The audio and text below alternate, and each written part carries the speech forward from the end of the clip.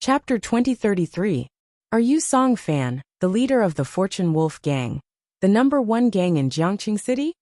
Yun Jian's question stunned everyone present, especially Song Yu. Song Yu originally thought that Yun Jian would be shocked by his identity when she saw that his father was the leader of the number one gang in Jiangqing City. However, Song Yu thought too much. Not only was Yun Jian not surprised by Song Yu's identity as the son of the leader of the number one gang in Jiangqing City, but everyone present was shocked. Yun Jian actually dared to speak to Song Fan, the leader of the number one gang in Jiangqing City, in such a tone? Did she not know what kind of person she was talking to? Song Fan. He was a famous figure in the underworld. In Jia Province, Song Fan's existence was not to be said to be feared, but at least when it was mentioned, it was a figure that frightened people. And Song Yu had always been proud of his father.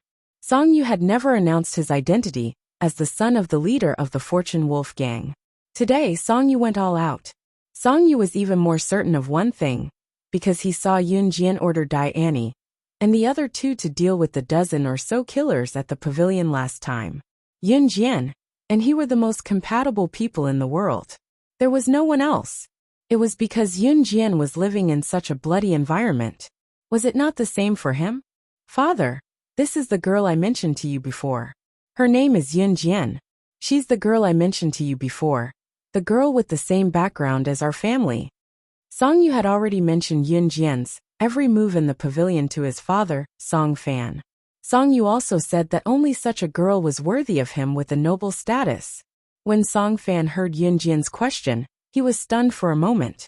For a moment, he had an illusion that he saw the behavior and tone of Luosha, the leader of the number one gang in Jia Province, in Yun Jian. Of course, Song Fan had never seen the true face of Luosha, the leader of the number one gang in Jia Province. Song Fan had heard every word and action of Luosha in the past. Song Fan was only the leader of the number one gang in Jiang City. In the entire Jia Province, Song Fan's status was not enough to meet Rakshasa. But on second thought, the girl in front of her was only her son's friend. She was also a girl that her son was rarely interested in, a girl that he truly wanted to become his future partner. How could it be the famous and ruthless Rakshasa, who had become the leader of the number one sect in Jia Province in the shortest amount of time 2 years ago? How was this possible? After thinking about it, he knew that this kind of thing was impossible. So Song Fan shook his head. After knowing that Yun Jian was his son's sweetheart, Song Fan gave face to Yun Jian and replied to her in public. Yes, he was Song Fan, the leader of the Fortune Wolf Gang, the number one gang in Jiangqing City. Song Fan had an aura that many people didn't have. It was different from his son Song Yu's sloppy appearance. Song Fan's aura was what a gang leader should have. Yun Jian narrowed her eyes and immediately had a good impression of Song Fan. The good impression here referred to the feeling of disgust and friendliness towards a person. As for Song Fan's son Song Yu, she tended to dislike him. But Song Fan's aura and behavior were worthy of Yun Jian's admiration. Are you crazy? How dare you talk to the leader of the Fortune Wolf Gang in such a tone? Do you want to die? At that moment, Zhou Zheng, who had been trembling and frightened by Yun Jian's tone to Song Fan, cursed at Yun Jian in a very soft but angry voice.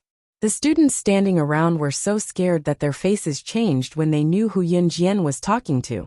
Yun Jian was crazy. How dare she talk to a gangster in such a tone? And Song Fan was the leader of the number one gang in Jiang City. However, just when everyone thought that Yun Jian was courting death, Yun Jian cast a sidelong glance at Song Fan.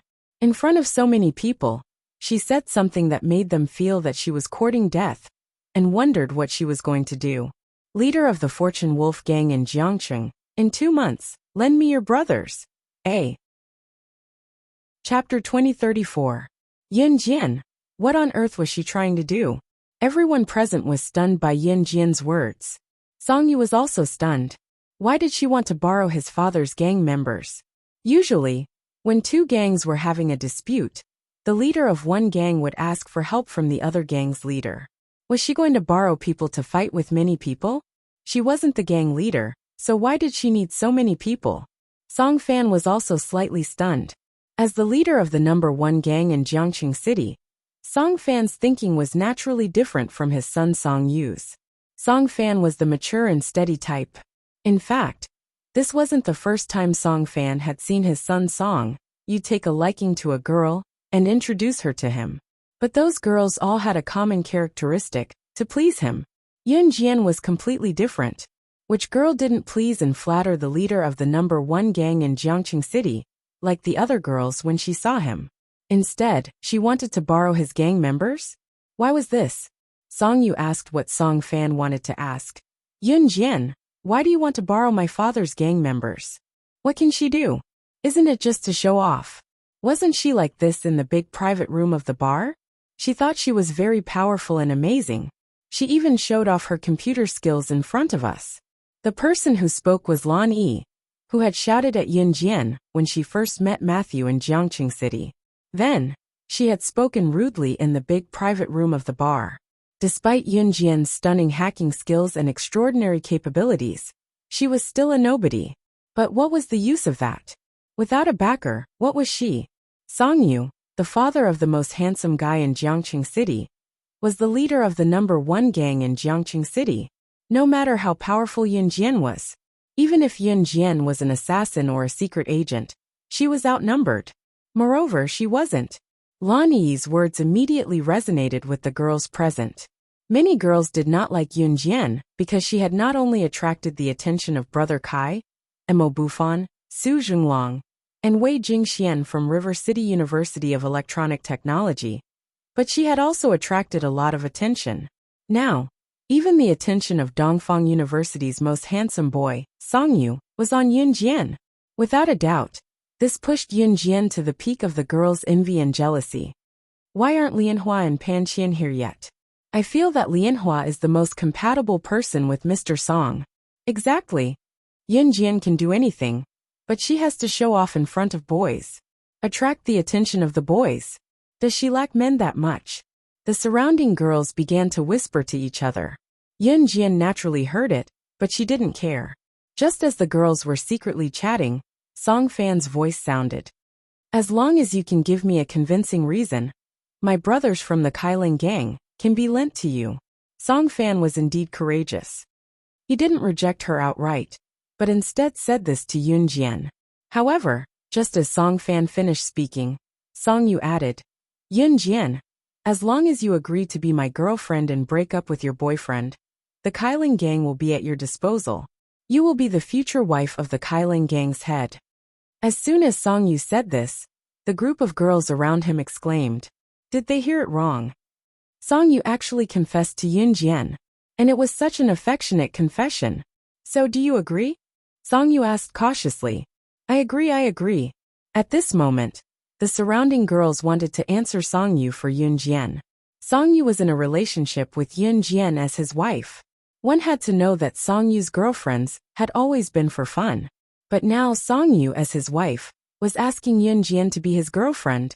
Just when the girls were envious and thought that Yun Jian would agree to Song Yu's request, Yun Jian's cold voice mixed with the flow of the air.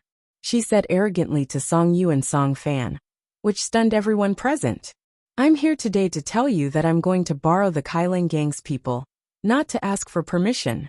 If you don't want to lend them to me, then you can wait to be removed from Jia province. A. Chapter 2035. Yun Jian was not joking. Su Zetian was now managing Falcon Hall for her. Falcon Hall's ability was now so powerful that it could annihilate any mafia group effortlessly. This was the result of Su Zetian's hard work for the past 2 years. Back then, Su Zetian thought that he could only be the boss of Longmen City for the rest of his life. Now that he was the top mafia group in Jia province, he was more motivated than ever. Returning to reality and hearing Yun Jian's words, Song Yu, Song Fan, Mo Bufan, and the rest of the martial arts club, including Brother Kai and the rest, were stunned. Would the Fortune Wolf gang wait to be removed from Jia province if they did not agree to her request? This was the Fortune Wolf gang. How dare Yun Jian say something like that? Did she really think that she was some kind of powerful figure? Everyone thought that Yun Jian had lost her mind. If she wasn't crazy, how could she have said such words that could possibly lead to a fatal disaster? Even Emo Buffon was slightly worried about Yun Jian, so he spoke up. Yun Jian, don't spout nonsense like that. Emo Buffon said that out of goodwill. After all, the truth was right there. No matter how outstanding Yun Jian's ability was, she was only one person after all. On the other hand, the boss of Jiang City's top mafia group, Song Fan, had a large group of people behind him. It was easy to tell who had the upper hand with just a glance. Just when the atmosphere was at its most tense, and everyone thought that Song Fan would explode in the next second, a brisk and loud middle-aged man's voice rang throughout the place. Ha ha ha. Good temper. Young lady, I like your temper. Everyone saw Song Fan, who was standing in front of Yun Jian, and beside Song Yu, guffawing before looking at Yun Jian with admiration. Not only was Song Fan not enraged by Yun Jian's words, his impression of Yun Jian had improved instead. Everyone's jaws dropped in shock. Young lady, I'll see you after tonight's gathering. Now that my old friends are here, I have to go entertain them. Don't leave first. Song Fan's eyes flashed as he said to Yun Jian. Yun Jian's red arc arched again at the sight of it. Song Fan was indeed different from Song Yu. He was a smart person. See you after the party, Yun Jian said in front of everyone after Song Fan gave her a hint. After that, Song Fan was escorted by his dozen or so bodyguards as he walked towards the group of important figures in the distance. This group of people were all dressed in upper-class clothes. Some of them were Song Fan's partners, while others were Song Fan's old friends. No one saw the glint in Song Fan's eyes before he left. If outsiders did not know the meaning behind Yun Jian's arrogant tone, Song Fan had already guessed Yun Jian's identity. As she watched Song Fan leave, the red arc on Yun Jian's face disappeared. That's it. Nothing happened at all? The surrounding people were bewildered. No one could tell what had happened just now. Only Yun Jian and Song Fan knew what had happened. Yun Jian, do you know what you were doing just now? You're too shameless. You're shameless to the extent that the whole world will be ashamed of you. When Lan Yi saw that the important figure Song Fan had walked away, she was left alone with the group of university students. Thus, she glared fiercely at Yun Jian and said loudly, "Thank you for the compliment. Same to you." Yun Jian did not evade Lan Yi's words. Thank you for the compliment? Same to you? What she meant was that if she was shameless, then Lan Yi would be exactly the same as her. Lan Yi did not immediately realize that Yun Jian was scolding her in a roundabout way. All right, I'll take you to the place where we play. There's a place for us to play. There are guns, balloons, arrows, darts, and so on. There's also a stall with food and drinks. If you win, you can even win prizes. A. Chapter 2036. Song Yu suggested when he saw that Song Fan had gone far away. That night, even though Song Fan had sent out the invitation in the name of the #1 sect in Rivertown, the banquet was held halfway up the mountain. That was because they knew that many important people would come over that night. Furthermore, it was a gathering at night, so it was different from a normal ball venue. It was very big, and there was a lot of traffic.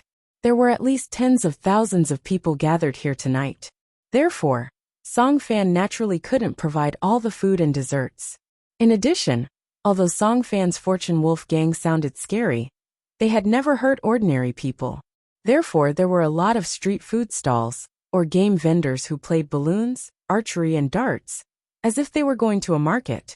There were barbecue fried snacks, noodles, and so on. There were also games that children liked to play, such as balloons, archery, and darts. If it wasn't for Song Fan's invitation, this place would have been bustling with noise and excitement, turning it into a night market for people to go to. In addition, the lights illuminated the surroundings as bright as day. If it weren't for the surrounding mountains, people would believe it even if someone said that it was a foot of a bustling city. As soon as Song Yu finished speaking, everyone present nodded. You guys go. I won't go. Yun Jian turned her head and said to Zhu Huili, Emo Buffon, and other members of the martial arts club. Song Yu's words obviously aroused the interest of Zhu Huili, Emo Buffon, and others. Even if the people present were no longer elementary, middle, or high school students, they were still very interested in this kind of game. You won't go. How could that be? Song Yu muttered the last sentence in his heart. How could Yun Jian not go? If she didn't go, how could he carry out the next step of his plan? Just now, when he brought his father Song Fan to Yin Jian, Song Yu thought that Yin Jian would change her opinion of him after knowing that his father was Song Fan. However, Song Yu never expected that Yin Jian would have such an attitude. Fortunately, he had a next step of his plan. Song Yu quickly winked at Miao Li, who had been standing at the side without saying anything. He wanted Miao Li to think of a solution. Seeing this, Miao Li hurried over to Zhu Huili, held Zhu Huili's chubby hand, and said to Yin Jian, "Yin Jian, let's go together. Let's all join in the fun. Isn't that right, Huili? You also want Yin Jian to go with you, right?" Zhu Huili wasn't used to Miao Li suddenly calling out to her in such a gentle tone. She nodded blankly and said, Yes, Yin Jian, let's go together. You're quite lonely here. It'll be more lively if we go together." Yin Jian saw how Song Yu winked at Miao Li just now. Hearing Zhu Huili's words, Yin Jian agreed. She wanted to see what Song Yu was going to do. The group soon arrived at the place where they were having fun. Song Yu blinked his eyes. He deliberately sent Mo Lianhua, Pan Qian, and the others away today just for this moment. Clap clap. Song Yu suddenly clapped his hands after he brought everyone to the place. After a while, a group of people dressed as members of the Fortune Wolf gang came out from all directions. This group of people held many roses in their hands. After a while, they used the roses to make a heart shape on the ground. There were a total of 99 roses, not one less. Oh my god. It's so romantic. Oh my god, Hung Song is too romantic. I'm so fascinated. Seeing this scene, the girls standing around all cried out in alarm. What the girls yearned for was nothing more than a romantic confession. At this time, Song Yu had already walked to the heart shape of the 99 roses in front of Mo Bufan, the martial arts club, Brother Kai, Miao Li and Shi Xiujuan. He reached out to Yin Jian from 5 meters away, looked at her affectionately and said, 99 roses represent my heart. Yin Jian, I love you. Be my girlfriend. I'll protect you forever and won't let you get hurt. A. Chapter 2037. Song Yu reached out his hand to Yin Jian, waiting for Yin Jian's reply. Song Yu stood in the love circle of 99 roses, waiting for Yin Jian to walk towards him. Normal boys would kneel down on one knee when proposing.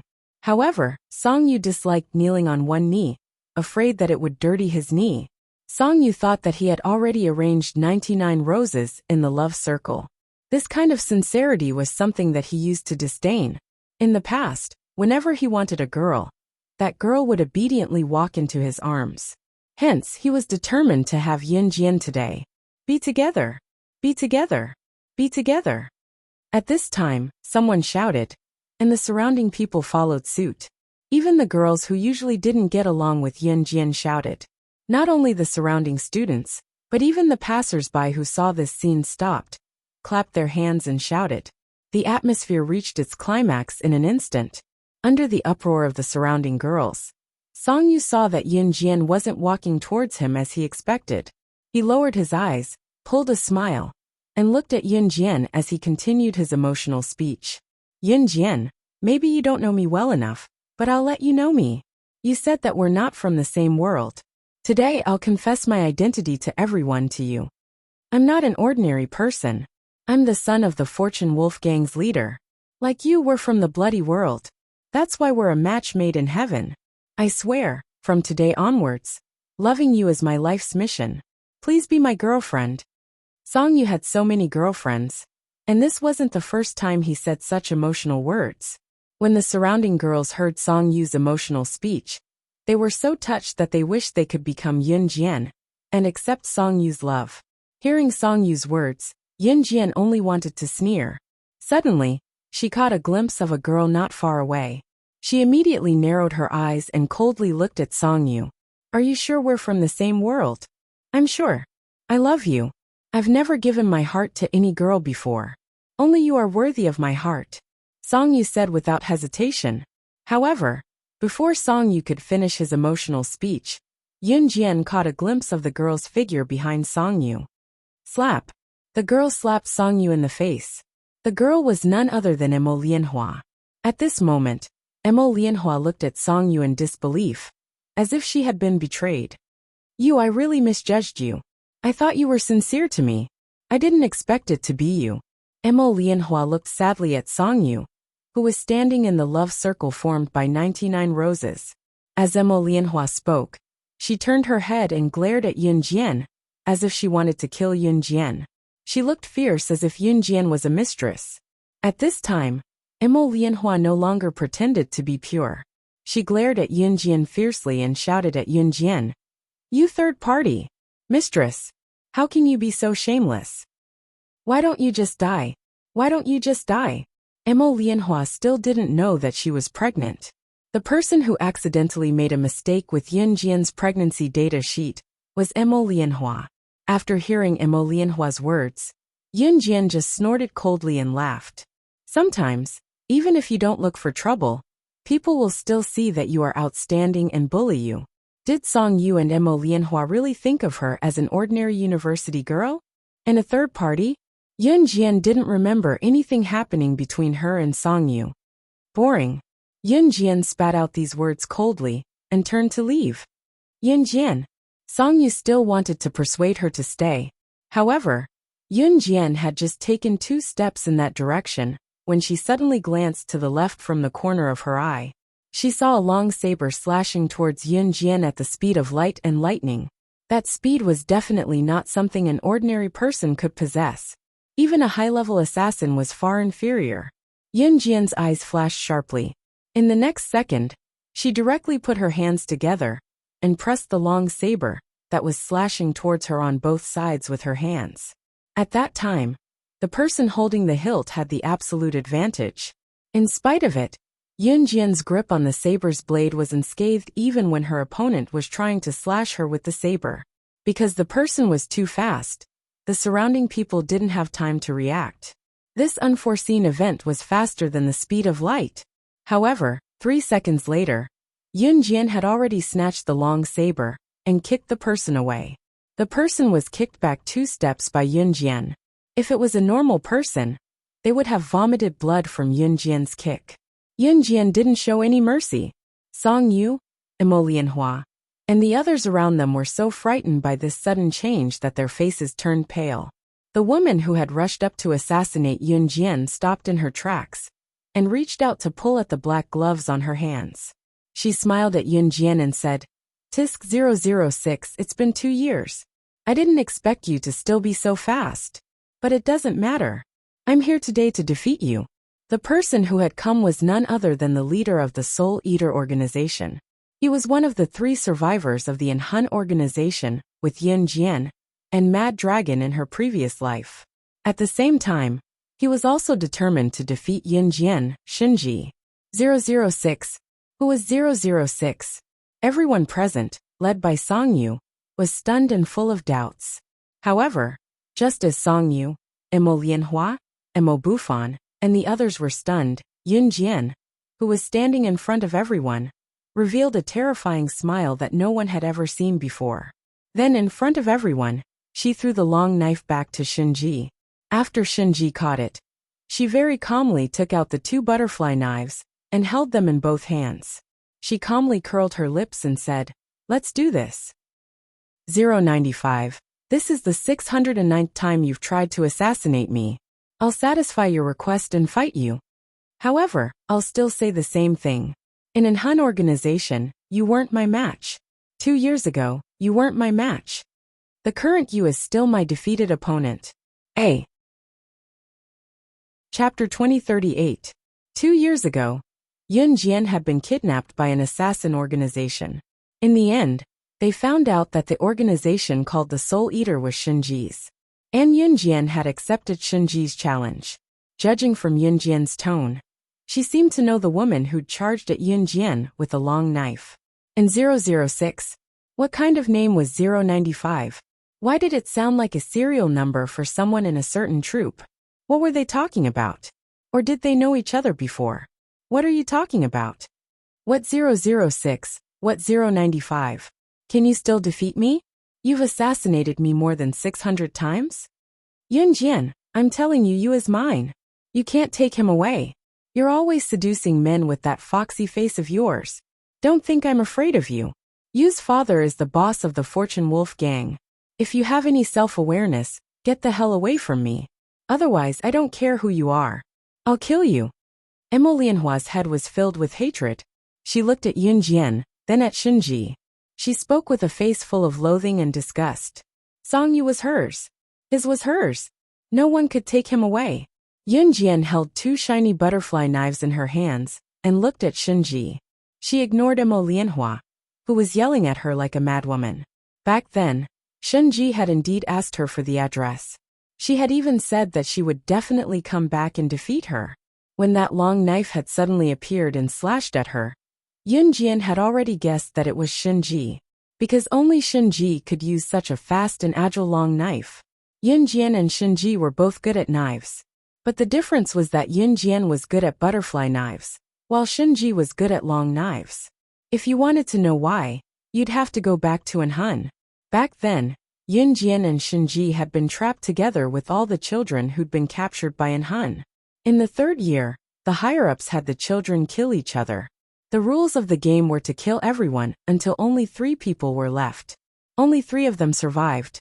The night before the massacre, the children were allowed to choose their own weapons.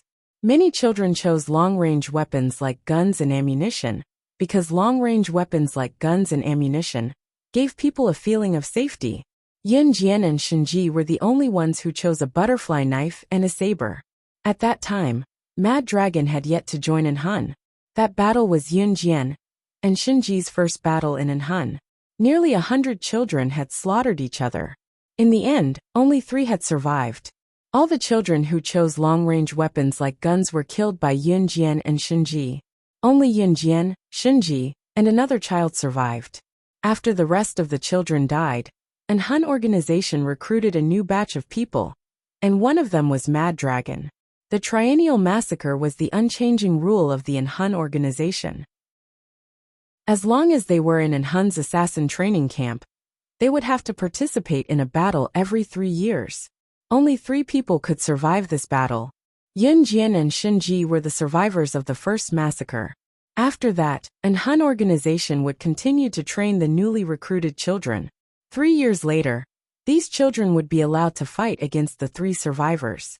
In this cycle, Yun Jian, Shinji, and Mad Dragon had all climbed out of a pile of corpses.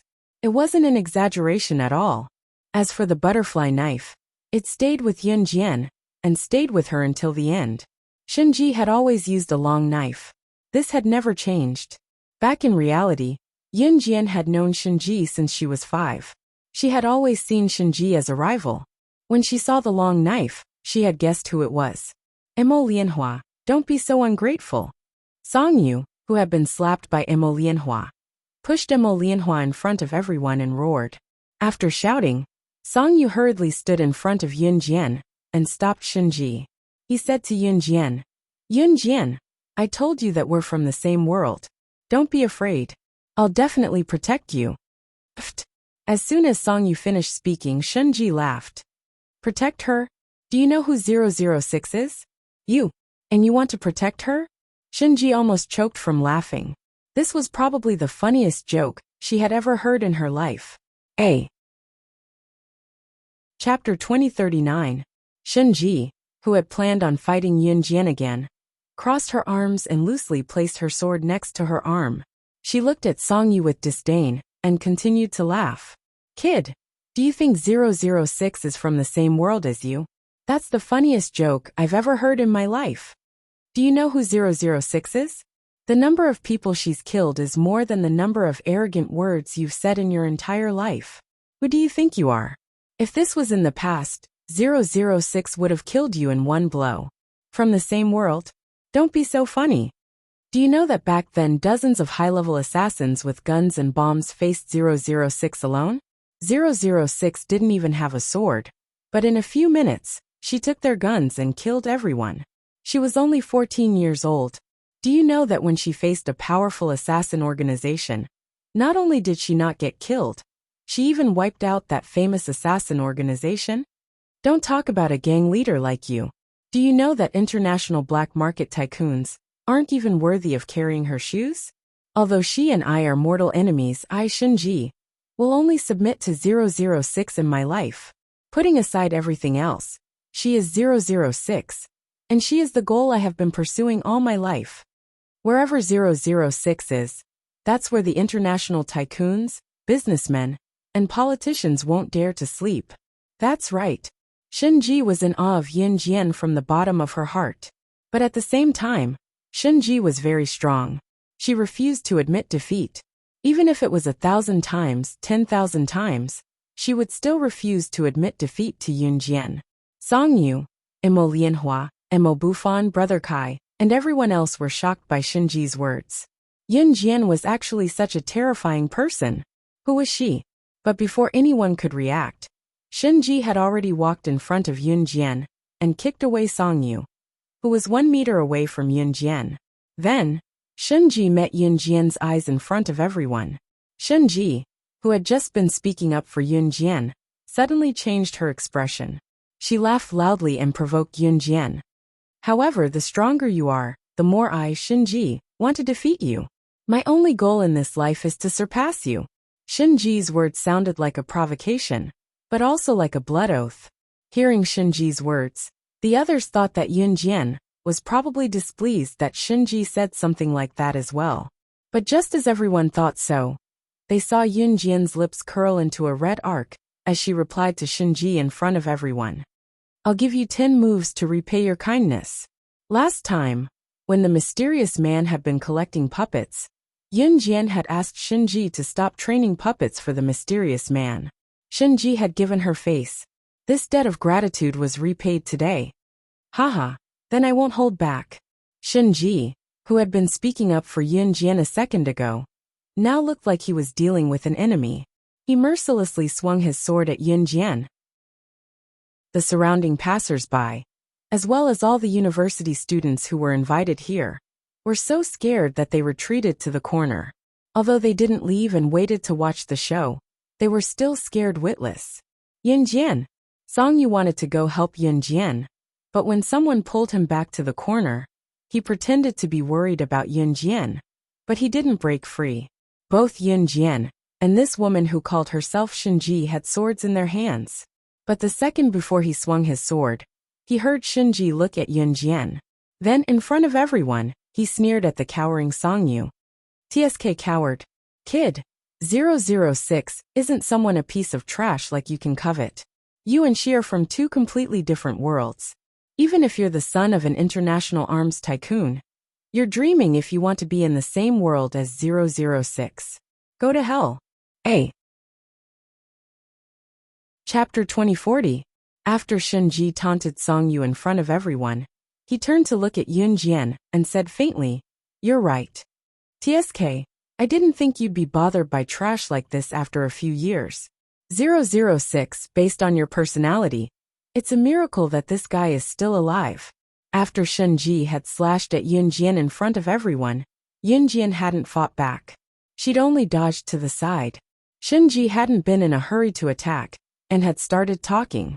Hearing Shinji's words, everyone's faces froze.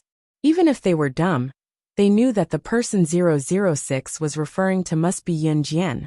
Song Yu and Imo Lianhua, who hadn't dared to speak from the beginning, were shocked by Shinji's words.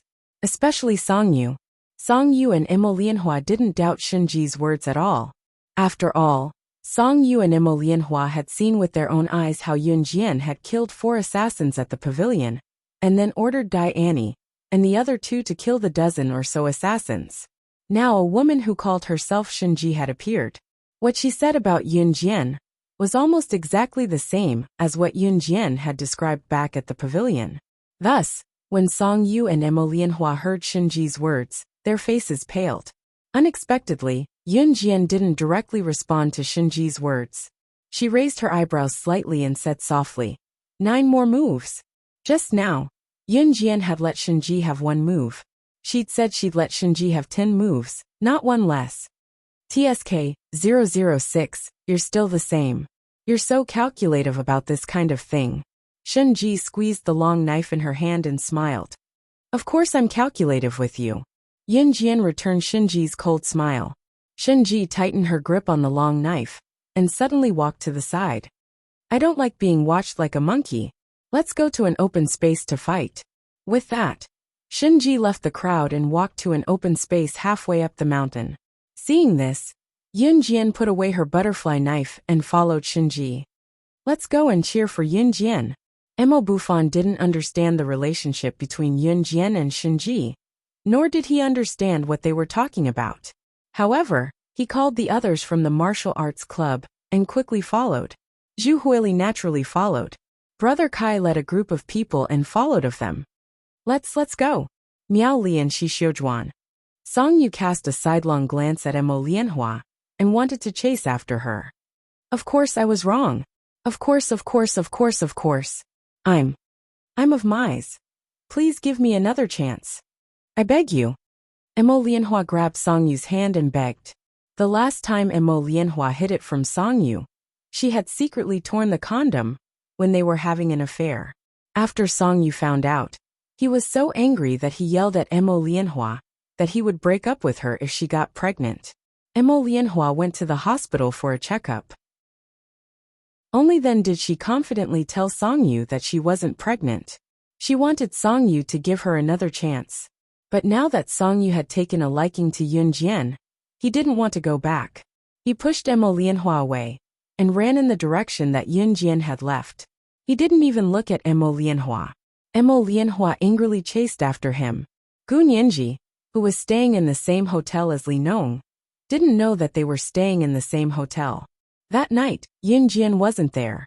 Gu Nianji was bored and decided to walk around Jiang City. She wanted to walk around mainly because she was too hungry. She hadn't even had dinner yet. Therefore, when she came out of the hotel room, Gu Nianji skipped and ran quickly. When she passed by the corner of the hotel, Gu Nianji ran too fast and bumped into a wall of flesh. She hissed and rubbed her head. Just as she was about to raise her head and scold the person who had come over for being blind, Gu Nianji stopped. She saw Li Nong standing in front of her. Li Nong glanced at Gu Nianji from the corner of his eyes. He obviously knew that Gu Nianji was staying in this hotel. Then, the words that came out of Li Nong's mouth made Gu Nianji want to tear his mouth apart on the spot. However, he had a cold expression on his face. On the outside he said to Gu Nianji, "What a coincidence. I was just about to look for you. The last time you sat on my lap, I felt very comfortable. Your butt is so springy and fleshy. I like it very much. Can you let me touch it again?" Chapter 2041. Last time, Gu Nianji accidentally fell into Li Nong's arms, and even threw him to the ground. She sat on his lap. The feeling of flesh was something Li Nong had never felt before. Therefore, when Gu Nianji didn't react or even notice, Li Nong reached out and held her buttocks with both hands. He touched them and felt the woman's flesh. Li Nong liked this touch very much, so he wandered around the hotel for a few days. Today he finally saw Gu Nianji. As soon as he saw her, she rashly bumped into his arms again. Her fleshy chest and enchanting figure made Li Nong swallow a mouthful of saliva. Therefore, the well-dressed Li Nong couldn't help but say such words. "I like it very much. Can you let me touch it again?" In the past, Li Nong was on the same side as the gods on the God continent. However, Li Nong was talented and had a low status. Those gods never gave Li Nong face, and didn't even want to talk to him. If Li Nong was talented and had a low status, those gods would probably rush to talk to Li Nong. After all, to them, standing together with a piece of trash could highlight their status and nobility. In the God continent, Li Nong was isolated, which meant that he didn't have much contact with the gods, let alone female gods. Li Nong didn't even know that it was common sense not to touch a woman's buttocks. However, Gu Nianji, who called herself a matchmaker in the Yulong continent, knew. You, what did you say?" Gu Nianji first hugged her chest with her hands, then suddenly realized that Li Nong wanted to touch her buttocks. She then put her hands under her waist to protect her buttocks. Then, she looked at Li Nong with a covetous expression, as if to say, "If you dare touch my buttocks, I will definitely teach you a lesson. Pervert. I'm telling you, if you dare touch a single hair on my head, I will never let you off." Gu Nianji protected her buttocks and shouted at Li Nong. Seeing Gu Nianji holding her buttocks as if she was protecting her life, Li Nong frowned and asked, Why? Why? Why are you still asking why? Are all the gods on the god continent so shameless? Shameless? Gu Nianji's cheeks were red. She looked at Li Nong and shouted these words with a red face. As she spoke, Gu Nianji wanted to turn around and walk around to get out of the shameless Li Nong's field of vision. Do you want to go to the divine continent? Suddenly, Li Nong's magnetic male voice sounded from behind Gu Nianji. Gu Nianji didn't turn around because she was attracted by the pleasant and magnetic voice, but because she heard what Li Nong said. She suddenly stopped in her tracks, then stuck her head out and slowly turned her head back to look at him. Facts proved that Li Nong's words were very tempting. Can you really take me to the divine continent? Gu Nianji couldn't help swallowing when she heard this and asked again. Yes. Li Nong nodded. One had to know that to the people of the myriad continents, going to the gods' continent was their lifelong wish. After all, to the people of the myriad continents, the gods' continent was a place limited to legends. If they were able to travel around the gods' continent, some of the people on the myriad continents would die without regrets. Really? Are you telling the truth? Then bring me there quickly. Gu Nianji clasped her hands, which were covering her buttocks, and put them by her mouth. She pouted and looked at Li Nong with her little eyes blinking. Gu Nianji, who had just called herself sister, instantly turned into a little woman. My condition just now. Li Nong mentioned it. Gu Nianji clenched her fists and waved them in a place where Li Nong couldn't see. Then she said weakly, "Then I can only do it once." Once. As soon as Gu Nianji agreed softly, Li Nong. Chapter 2042. In order to go to Deity Continent, Gu Nianji had sold herself out. Of course, she was only selling herself out. It was just a touch. It was not like she would lose a piece of flesh. When she came back from visiting Deity Continent, she was going to beat this pervert to death. Sister Jian had actually taken in such a pervert as her disciple. At the same time in the hotel hallway, Gu Nianji shut her eyes tightly as Li Nong wrapped his arms around her and placed his long hands on her butt. This pervert really dared to touch her butt. Gu Nianji was as red as an apple. Are you done? Gu Nianji covered her face, not daring to look at Li Nong. If she opened her eyes now, she would be able to gaze at Li Nong's chest. Right now, Gu Nianji's face and Li Nong's chest were only separated by her hand. Gu Nianji's hand was pressed against Li Nong's chest. Li Nong's chest was facing Gu Nianji as he wrapped his arm around her waist and placed his hand on her butt. Just as Gu Nianji urged Li Nong to stop, and even pushed him away to tell him that it was enough, Li Nong's hand on Gu Nianji's butt grabbed. Ah! Gu Nianji cried out involuntarily. When she reacted, she pushed Li Nong away and looked at him in disbelief with a flushed face. I already said it's only for a while. How could you? Very soft, Li Nong commented. Gu Nianji's face flushed again. All right, hurry up and take me to Deity Continent. Gu Nianji said. Not now. Li Nong tilted his head and turned his handsome side profile in front of Gu Nianji. You're going back on your word. Gu Nianji was still embarrassed. Li Nong turned his head and presented his handsome face to Gu Nianji. The next second he didn't say anything. He walked over and grabbed Gu Nianji's hand. Not long after, he brought Gu Nianji back to her hotel room, the venue of the gathering where Jiang City's top gang had sent out invitations. Yun Jian and Shen Ji had just arrived at a spacious area. The people who had followed Yun Jian and Shen Ji also followed them here. Shen Ji had just arrived, and Yun Jian was still following. Suddenly, Shen Ji grabbed his sword and swung it at Yun Jian. When the agents fought, every move was fatal.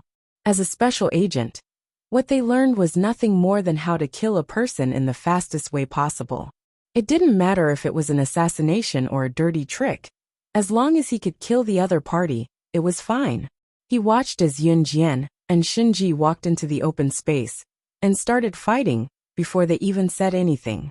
Everyone who came over to take a look was stunned. F***ck. He actually attacked without saying anything. Are these two women even human? His attack speed is so fast. He must have learned some martial arts. The surrounding boys broke out in a cold sweat as they watched Yun Jian and Shen Ji fight. At that moment, Yun Jian quickly gave Shen Ji 10 moves. The real battle between the two had only just begun. What's going on? Song Fan, who was walking over with his old friends, asked when he saw Yin Jian and Shinji fighting. They said they're going to fight to see who wins, someone replied to Song Fan. As the leader of a gang in Jiangcheng, Song Fan couldn't help but observe Yin Jian and Shinji seriously. He watched as Yin Jian started to attack after defending for 10 moves. Look at her. That girl's going to fight back. I heard she's the president of the martial arts club. Something interesting is about to happen, haha. Someone couldn't help but get excited when he saw this. But just as everyone's excited voices died down, Yin Jian and Shinji's figures went from the initial quick exchange to the speed at which they exchanged moves so fast that they couldn't be seen with the naked eye. Seeing this scene, everyone's jaws dropped. Just as everyone's hearts tightened, Yin Jian had already used her butterfly knife to deflect Shinji's long sword. Shinji's long sword was flung dozens of meters away. Then, she moved sideways and circled behind Shinji. At the same time, Yin Jian's butterfly knife was pressed against Shinji's back, where his heart was. You lost. Yin Jian's crisp voice echoed throughout the arena. Yin Jian and Shinji had only been fighting for a minute. When experts fought, every move was fatal. The stronger they were, the faster they exchanged moves. Even though it was only a minute, Yin Jian and Shinji had already exchanged hundreds of moves. Neither of them showed any mercy. Anyone who could exchange hundreds of moves with Yin Jian was undoubtedly the best in the world. 006, 2 years have passed. You're even stronger than before. Shinji chuckled with Yin Jian's butterfly knife pressed against his back. You've improved a lot too. Yin Jian sheathed her knife. If 2 years isn't enough, then 10 years. 006, I'll definitely surpass you. Shinji said as he walked towards his long sword. He planned to pick it up and leave. Yin Jian admired Shinji's unyielding spirit. She looked at Shinji's back and said in front of everyone, whether it's 10 years or 20 years, I'll be waiting. But as always, you'll always be my defeated opponent. Shinji snorted and bent down to pick up his sword. However, at that moment, a middle-aged man standing next to Song Fan suddenly pointed at Shinji's sword and said in a trembling voice, That sword. The mark on the sword. Song Fan.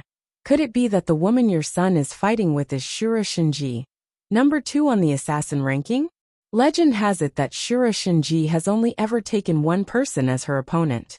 That person is Slaying God, number 1 on the international secret agent ranking. That girl, could it be? Chapter 2043. Could that young lady be the legendary number 1 on the international secret agent ranking? The one who shakes the world with her name, Slaying God? The middle-aged man standing next to Song Fan spoke in a voice that everyone present could hear clearly. As soon as he finished speaking, everyone present was shocked. What? The number 1 on the international secret agent ranking? Emo Lianhua's eyes were wide open as she stared at Yin Jian in disbelief. She did not know what the number 1 on the international secret agent ranking signified. However, Emo Lianhua, Song Yu, Emo Bufan, and everyone else did not see wrongly. The middle-aged man standing next to Song Fan gulped when he heard the word Slaying God. Just the mention of that name was enough to make him tremble in fear. After he said the word Slaying God, he took 2 big steps back, because he suspected that Yin Jian was that person. He hid himself in a corner before he dared to say the 2 words that sent chills down his spine. Uncle Zhang, what did you say? Song Yu's expression changed when he heard what the middle-aged man said. He looked at the middle-aged man and asked loudly in front of everyone. The middle-aged man whom Song Yu called Uncle Zhang was the one who had pointed out Yin Jian's identity in front of everyone. Uncle Zhang was an old friend of Song Yu's father, Song Fan. At the same time, he was also a big shot in the black market. Usually, when Song Yu was by Song Fan's side, he always saw this Uncle Zhang as solemn and dignified. Even if someone greeted him, Uncle Zhang was a calm and composed person who would only nod slightly. However, he saw something in Uncle Zhang's expression just now. Song Yu saw Uncle Zhang, who had always been calm and composed, show a frightened expression just now. That was enough to prove that the number 1 on the international secret agent ranking, Slaying God, was a terrifying existence. Yun Jian, who was a distance away, did not expect anyone to recognize Shinji's saber. Shinji's saber had been with her for more than 10 years. Moreover, the saber was engraved with her unique Ji character, which could not be imitated by outsiders. Seeing the saber was like seeing the number 2 assassin on the international assassin ranking, Shinji. One had to know one thing. The 3 survivors from Anhun back then, Slaying God, Shinji and Mad Dragon, were all top figures on the international secret agent assassin chart. Yun Jian aside, Shinji was ranked 2nd on the assassin ranking. Her strength was shocking, and her completion rate of missions was second only to Yun Jian. She was also an existence that made people panic just by hearing her name. Mad Dragon, ranked 3rd on the International Secret Service rankings, codenamed God of War. Mad Dragon was famous for his strength. He wasn't much weaker than Yun Jian and Shinji. But in terms of speed, Yun Jian was better than him, and it was because of this that Mad Dragon would never be able to surpass Yun Jian. There was no doubt that the 3 men who had survived in Hun were the top assassins on the International Secret Agent ranking list. This was also the reason why Hun had such an important position in this world. What? Old Zhang, what did you say? Shinji, the number 2 assassin in the world? Slaying God, the number 1 on the International Secret Agent ranking. How is this possible? They're so young. How could they be such terrifying figures? Even Song Fan revealed a frightened and surprised expression in front of everyone. That's impossible, but that saber. Uncle Zhang immediately shook his head, refuting Yun Jian and Shinji's terrifying identities in front of everyone. But he couldn't figure it out. If Shinji wasn't the legendary number 2 assassin on the assassin ranking list, then why? Why would she have this saber? Shinji saw Song Fan, Uncle Zhang, and the rest's terrified expressions, as well as the surrounding students' pale faces. She laughed out loud, and when she saw that everyone's expressions became even more panicked, she found it amusing and admitted her identity in front of everyone. Ha ha ha. Since you've seen it, I won't hide it from you. That's right, I am, eh? Chapter 2044. I'm Shinji, number 2 on the assassin ranking. However, before Shinji could finish his sentence, Yun Jian, who had walked up from behind Shinji, elbowed Shinji's waist. With this retort, Shinji swallowed back the words he had been about to spit out. 006 you. If she's Shinji, number 2 on the international assassin ranking, she would have been stupid enough to be killed. Otherwise, why would she be weaker than me? Yun Jian continued Shinji's words and walked up to the crowd. Then, Yun Jian's eyes flashed sharply. She pursed her red lips and continued in front of the crowd. Her name is Shinji, but it's just a coincidence. Or do you believe that I, who just turned 18, am the number 1 on the international secret agent ranking, Slaying God? Yun Jian's words calmed the rowdy crowd down completely. That was right, she was only 18. Although the crowd did not know Slaying God's age, she should be in her 30s or 40s to have such a battle record. Moreover, how could Slaying God, who was number 1 on the international secret agent ranking, be a woman? No matter what, she should be a strong man, right? If that was the case, it was impossible for Shinji to be number 2 on the international assassin ranking. Song Fan, Uncle Zhang, and everyone around them heaved a sigh of relief at the same time.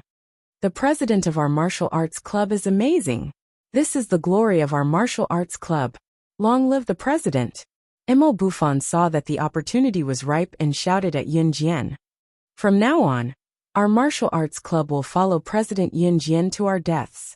Mo Buffon's shout made the members of the martial arts club around them lift their heads proudly and shout. In a short while, the martial arts club's shouts echoed throughout the hall. We will follow President Yun Jian to our deaths. We will follow President Yun Jian to our deaths. Perhaps Yun Jian's ability was too shocking, but the martial arts club was now proud of Yun Jian. Such a grand occasion was something that had never happened before. Seeing this, everyone present was shocked by the scene. Indeed, Yun Jian was definitely not an international secret agent. Otherwise, why would she be here? This was simply impossible. However, It was definitely not easy for a girl to subdue everyone in the martial arts club and make so many people accept her wholeheartedly. Shinji blinked. In the end, he didn't say anything. He picked up his long knife and left. Since 006 doesn't want to expose her identity, she naturally has to give this face. It seemed that Shinji wasn't qualified. However, she would never give up. Unless she died. Otherwise, she would definitely surpass 006. Even if she couldn't surpass him, she would make it her life's goal. She would never stop improving her strength. This was a tacit understanding between Yunjian and Shinji. No one could be missing. Because the two of them, ever since Yunjian was 5 years old in her previous life, they had regarded each other as mortal enemies. With the intention of surpassing each other, they progressed together and became the top existence that countless people could not touch. Let's work together and grow together. On the other side, Gu Nianji, who had been dragged into her hotel room by Li Nong, refused to go in no matter what. In the end, Li Nong simply carried her in horizontally. Why are you letting go of me? Don't think you can bully me just because you're a god. Sister Xiaoxin will tell my sister Jian to deal with you. You didn't do what you promised me. Gu Nianji struggled, but Li Nong threw her face down onto the bed. By then, the door was already closed. However, she felt a pair of perverted hands caressing and even scratching her buttocks from behind her waist. Li Nong's calm but infuriating voice came from behind Gu Nianji. It was not asking for Gu Nianji's permission, but directly taking action, acting first and reporting later. You're from myriad continents. It's not easy to stay in deity continent. For your safety, I'll protect you as long as you let me touch you again. A. Chapter 2045. As he said that, Li Nong grabbed another handful in a righteous manner. Don't grab me again, I'm begging you. I'm begging you, please. Gu Nianji was pressed against the bed with her stomach facing down. Li Nong was using his slender right leg to block her legs, and his hands continued to grab her. Pervert. Shameless. I still have to get married in the future. How can I get married like this? You pervert. Gu Nianji was being ravaged. Because her back was facing the ceiling, her legs were pinned down. Gu Nianji raised her head and tried to use the strength of her shoulders to arch up. But she was no match for Li Nong. Although they were on Earth and couldn't use the spiritual power of the mainland, Li Nong was much stronger than Gu Nianji. It was clear that Li Nong didn't completely rely on spiritual power on the divine continent. He also added a lot of requirements for physique and physical fitness. So Gu Nianji was naturally no match for him. Gu Nianji shouted, I still have to get married in the future. How can I get married like this? Li Nong's hand, which had been on Gu Nianji's butt, froze. Li Nong froze. Get married? She still had to get married? Gu Nianji turned her head and saw that Li Nong froze when he heard what she said. She gathered her strength and raised her head to push Li Nong away forcefully. Then she quickly stood up and turned around to glare fiercely at Li Nong before running out the door. Just as she ran out the door, Li Nong caught her hand again. What are you doing? I'm starving. I'm going to eat. Gu Nianji felt wronged when she said this. She hadn't even eaten dinner, and this pervert was touching her all over. I'll take you to eat. Li Nong didn't mess around this time. He grabbed Gu Nianji's hand and took her downstairs to eat like a boy in love. On Yunjian's end, after Shinji left, everything seemed to return to its original calm. After that, nothing major happened. However, everyone still stuck to their original plan and played a round of balloon shooting, darts, and other games. Yunjian didn't participate. Instead, she stood beside Zhu Huili and taught her how to shoot and throw darts. Yunjian, you also know how to shoot and throw darts. At this moment, Emo Buffon could no longer use the word worship to describe his reverence towards Yunjian. He moved to Yunjian's side and spoke with great respect. This was an affirmative statement. He didn't suspect that Yunjian knew how to play games like guns and darts. Yunjian merely pursed her lips indifferently. With Yunjian's guidance, Zhu Huili managed to hit a medium-sized doll. Out of a dozen shots, he only missed once. Zhu Huili had never hit so many balloons before. When he got the big doll, Zhu Huili jumped excitedly and hugged Yunjian's neck. He was so excited that he couldn't control himself. In the end, until the end of the party, nothing else happened that was worth mentioning. Yunjian and Mo Bufan left in the opposite direction. Song Yu was staring fixedly at Yunjian's slender figure, unable to return to his senses for a long time. Mo Lianhua stood to the side and watched as Song Yu stared fixedly at Yunjian. She couldn't help but feel angry. Song Yu didn't give up his pursuit of Yunjian. Mo Lianhua didn't dare to stop Song Yu now, but she had the urge to kill Yunjian. Both of them had their own ulterior motives. About half a month had passed since that day's party. On this day, Mo Bufan, as the vice president of the martial arts club, received news that Jiangqing City would hold a martial arts competition soon. Anyone who was a fan of martial arts could sign up, because it wasn't a competition sponsored by the school, but an event organized by Jiangqing City. The school's martial arts club had the freedom to participate. However, Mo Bufan would lead everyone to participate in this martial arts competition every year. Moreover, the opponents of their martial arts club weren't people from society. They were martial arts clubs from other schools. At this time, Yun Jian was standing in the martial arts club and speaking to the members. On the eve of the martial arts competition, I will strengthen your training these days. A. Chapter 2046. In the past, Mo Bufan would lead the members of the martial arts club to strengthen their training whenever the competition was about to begin. However, the person leading the martial arts club this year was not Mo Bufan, but Yun Jian. Yun Jian's words were echoed by most of the members of the martial arts club. For the competition, we're not afraid of any hardship or exhaustion. President, please increase the difficulty of our training. That's right. This time, we must trample the members of the martial arts club from Eastern University under our feet. Haha, with the president around, there won't be a problem. Last year, the martial arts club from Eastern University won first place. The Green Bull Gang from Dragon City University won second place. And we're only third. Now that the president of the Green Bull Gang has been killed by the president, as long as we defeat the martial arts club from Eastern University, the first place will belong to us. After Yun Jian finished speaking, the members of the martial arts club were in high spirits. The atmosphere at the scene was soon hyped up.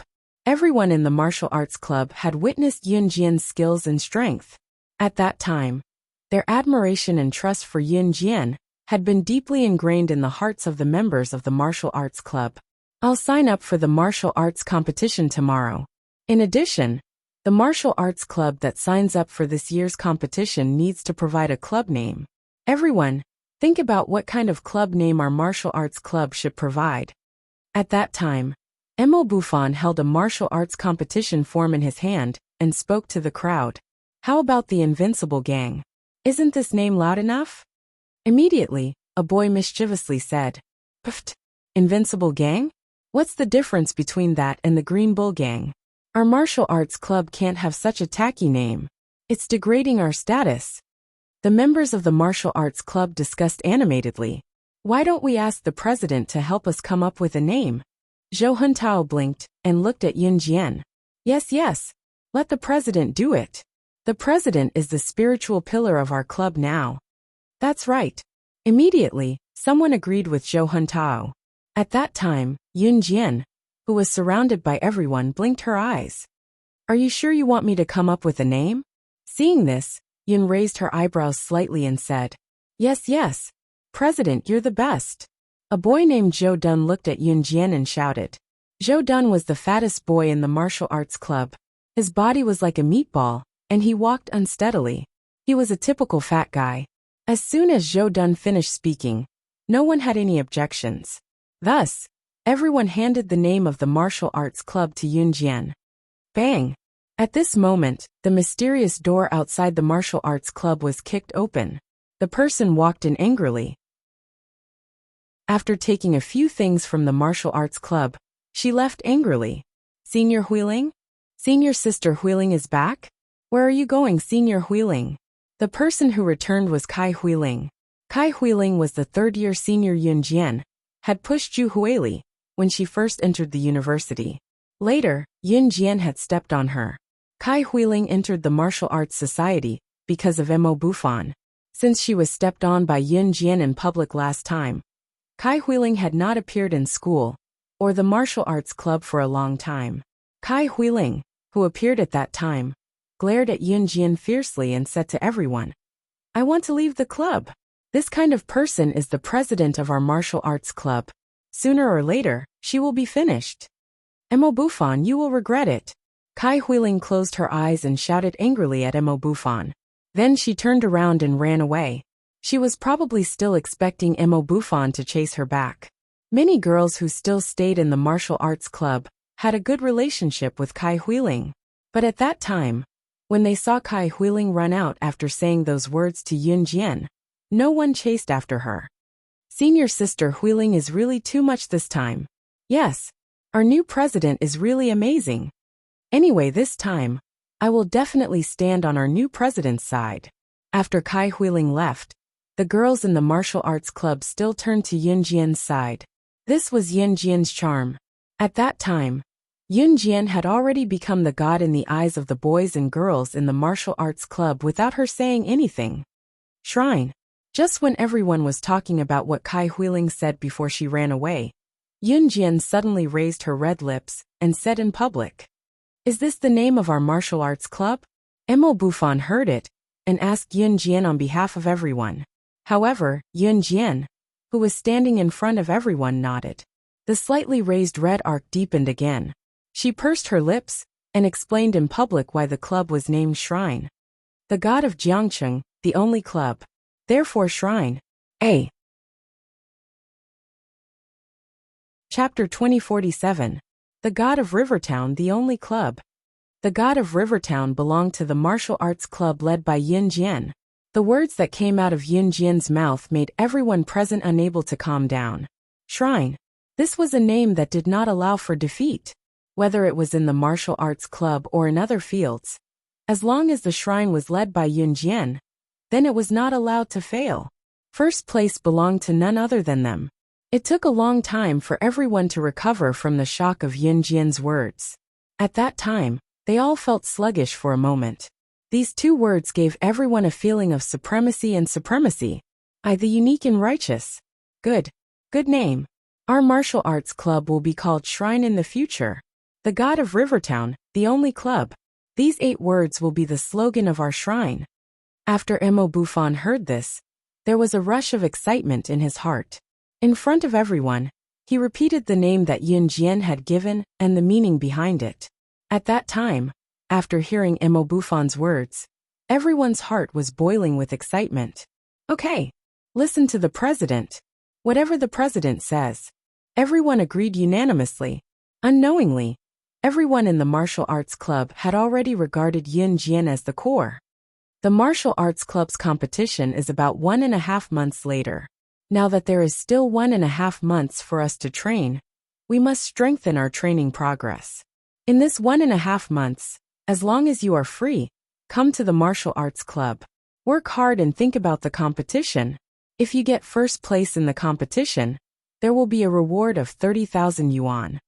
If you can get this reward, it will be divided equally among everyone.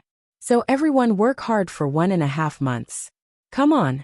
Mo Bufan encouraged everyone for a while. In fact, Mo Bufan's family was so rich that it was naturally impossible for them to lack this 30,000 yuan. On the contrary, this martial arts club could be set up by Mo Bufan himself. Otherwise, the University of Electronic Science and Technology of China did not have any extra space to provide for the martial arts club. Mo Bufan really liked martial arts. There is a reward. Haha, my motivation is here again. The first place of this martial arts competition belongs to our shrine. Sure enough, when they heard that there was a reward, everyone's fighting spirit became stronger. In the next few days, the members of the martial arts club really worked hard. Whatever Yun Jian said, they did it. 7 days passed in the blink of an eye. At the end of November, the weather had become very cold. In places like Jiang City where winter came earlier, many students had already put on thick cotton padded jackets. At the end of the month, the school arranged exams. Yun Jian left the exam hall early after she was done with her question. University was different from junior high and high school. If you left after you finished your paper, the teacher wouldn't say anything.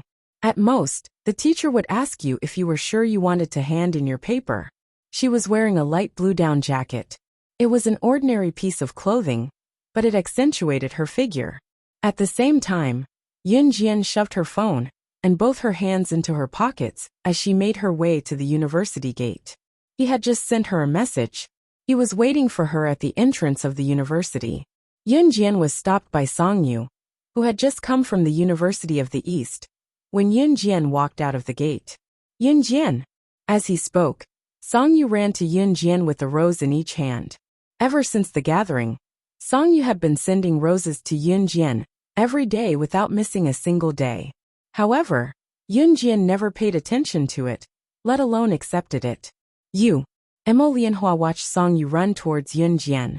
She was in a daze and was supported by Pan Qian. This little b*tch. She doesn't accompany her rich, short and fat boyfriend. She seduces Mr. Song every day. She's too timing. Disgusting. Pan Qian said angrily after supporting Emma Lianhua. However, just as Pan Qian finished speaking, she suddenly saw Song Yu happily walk to Yun Jian's side. But then, a handsome man arrived in front of Yun Jian before Song Yu.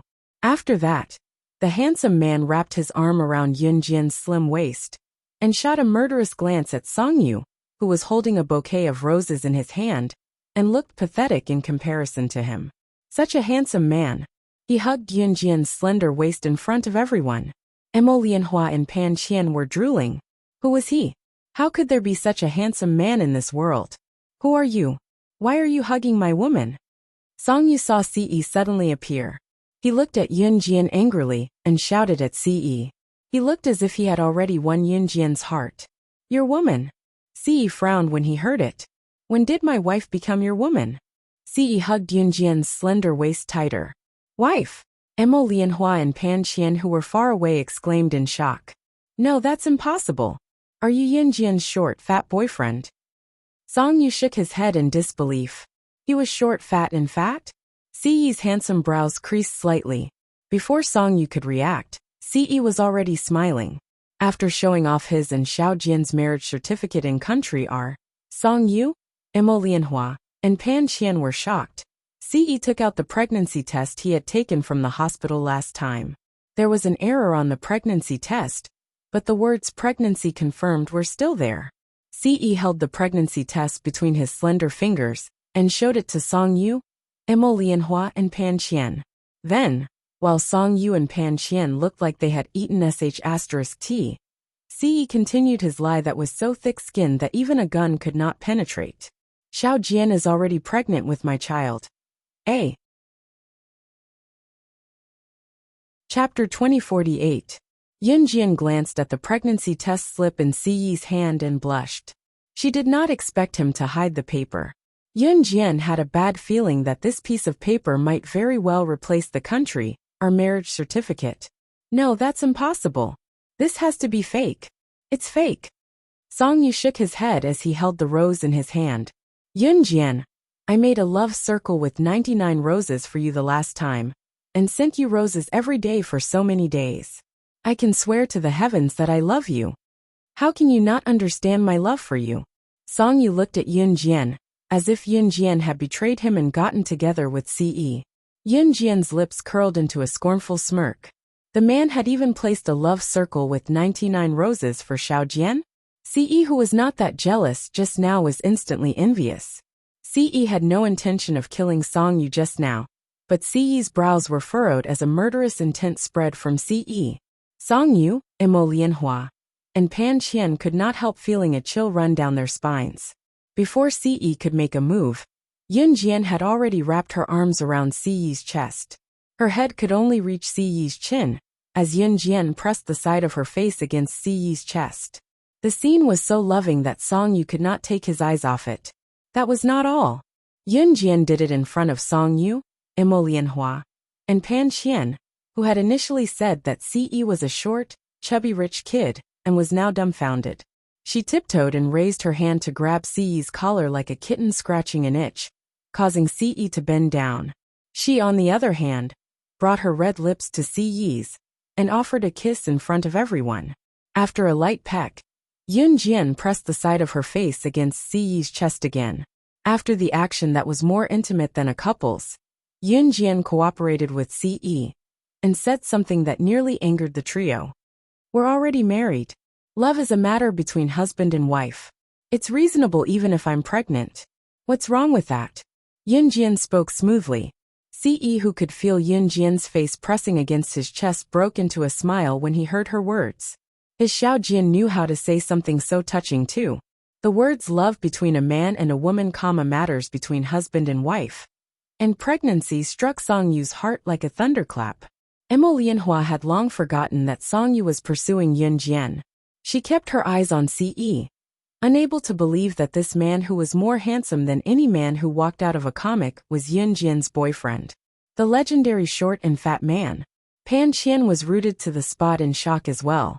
Could someone tell her why Yunjian's boyfriend was so handsome? No. Handsome was not even the word to describe him. He was so handsome that it was impossible to find a second person like him in this world. His handsome face that looked like it was sculpted with chiseled features was flawless. When he stood next to Yunjian, one was handsome while the other was as beautiful as jade. There was no flaw to pick out. Emma Lianhua and Pan Qian were envious of the scene. Even so, there's no one more compatible than us in this world. Yunjian, you have to be mine. Look, you're from the bloody world too. So am I. My dad's the boss of River City's top mafia group. Come with me, I won't despise you. Even if you're pregnant with someone else's child, you just have to abort it. Even after listening to Shinji's words and knowing this now, Song Yu refused to let go. As he spoke, Song Yu reached out to grab Yunjian's wrist. However, before his hand could touch Yunjian, he was sent flying more than 10 meters away with a kick. The one who did it was undoubtedly Siyi. After sending Song Yu flying more than 10 meters away with a kick, Siyi's murderous intent flared. He glared coldly at Song Yu, who was about to spit blood, and warned him icily. Song Yu, who had fallen to the ground, was so shocked that his heart was pounding. How dare you covet my woman? The top mafia group in River City, huh? Very well. Your father's gang is now in an Hun group's must-kill list. A. Chapter 2049. Siyi's words were like the summons of the king of hell. His voice reached Song Yu, Emma Lianhua and Pan Qian's ears. Emma Lianhua and Pan Qian almost screamed when they saw Siyi's kick. So handsome. They had never seen a man as handsome as Siyi in their lives. When Song Yu was sent flying with a kick just now, Siyi had done it with half of his arm around Yunjian. Siyi's words almost made Emma Lianhua and Pan Qian scream like love-struck girls. But in the end they held it in. Emma Lianhua originally wanted to kill Yunjian because of Song Yu's confession to Yunjian.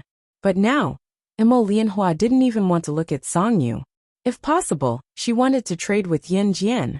However, unlike Emma Lianhua and Pan Qian, although Song Yu didn't participate in the matters of his father's gang, he had heard a lot about it from his father. In the underworld, the last people to provoke weren't international mafia bosses, nor were they international arms magnates. Compared to these two organizations, all the international mafia bosses and international arms magnates had to step aside. And these two organizations were an Hun organization and kosher mercenaries. Anyone who provoked these two forces would be standing directly on top of a coffin, separated from the Grim Reaper by a distance of 0 meters. Song Yu was no stranger to an Hun organization's must-kill list. Song Yu's father, Song Fan, had warned Song Yu in a very strict manner that anyone who was listed on an Hun organization's must-kill list would become a wanted criminal of an Hun organization. In the future, as long as an Hun organization's assassins or secret agents saw them, they would directly eliminate the wanted person or organization with a bounty. One had to know that an Hun organization's assassins and secret agents had the ability to wipe out a gang. When Song Yu first heard this, he was so scared that his face turned green and purple.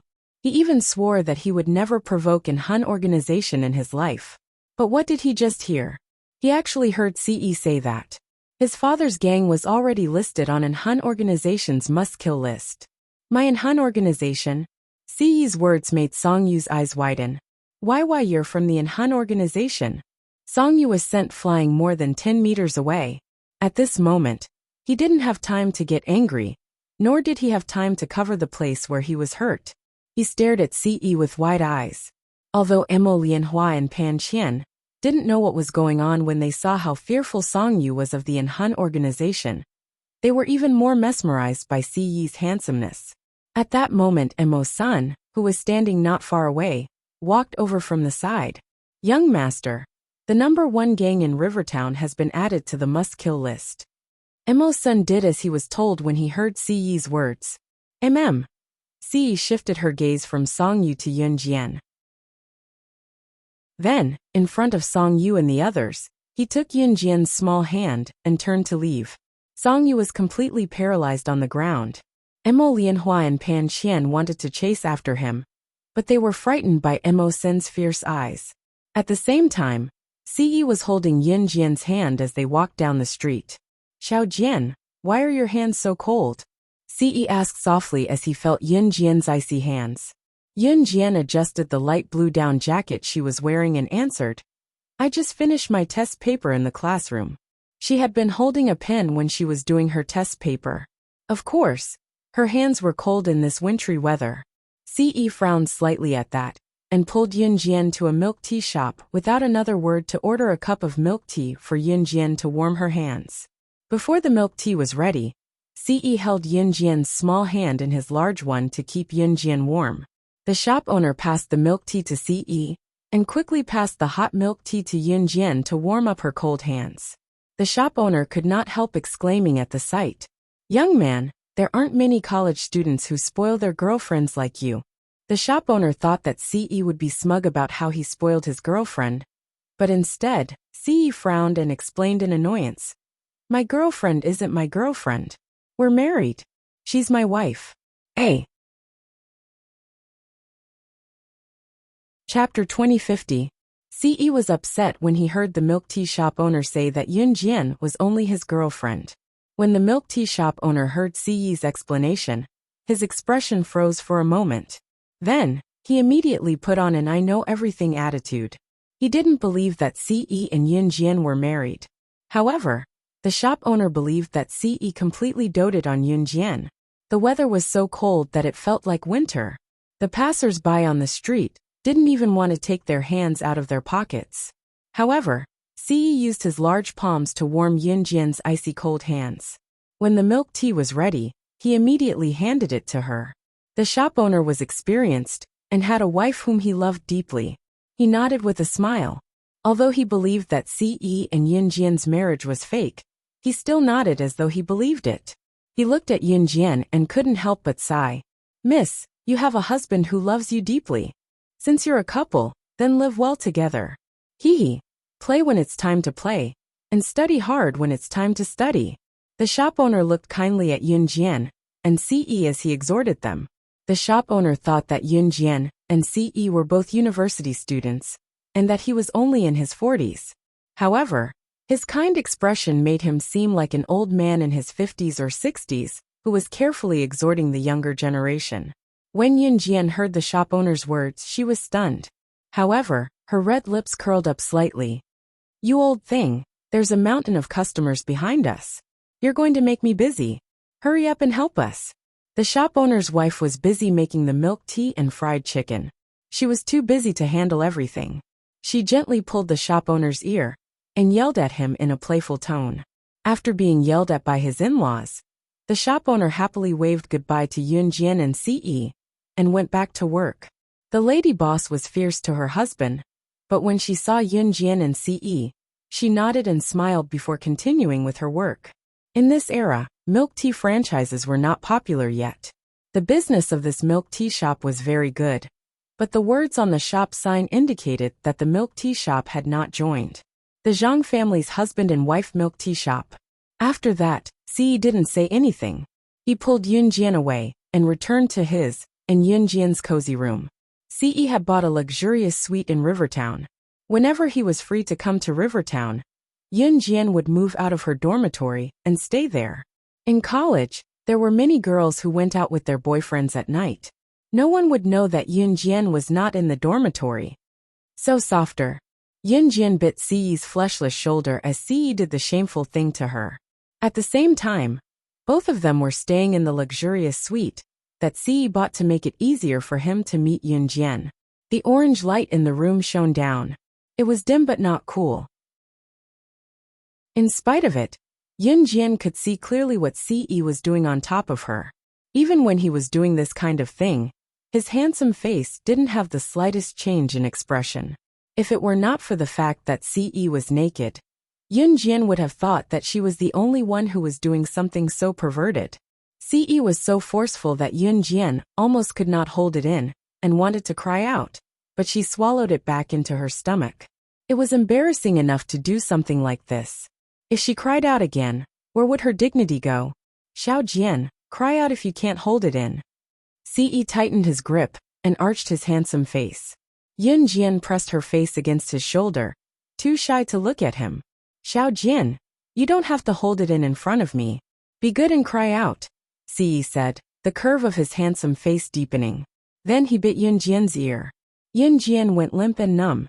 Unable to hold it in any longer, she moaned shyly. MMA.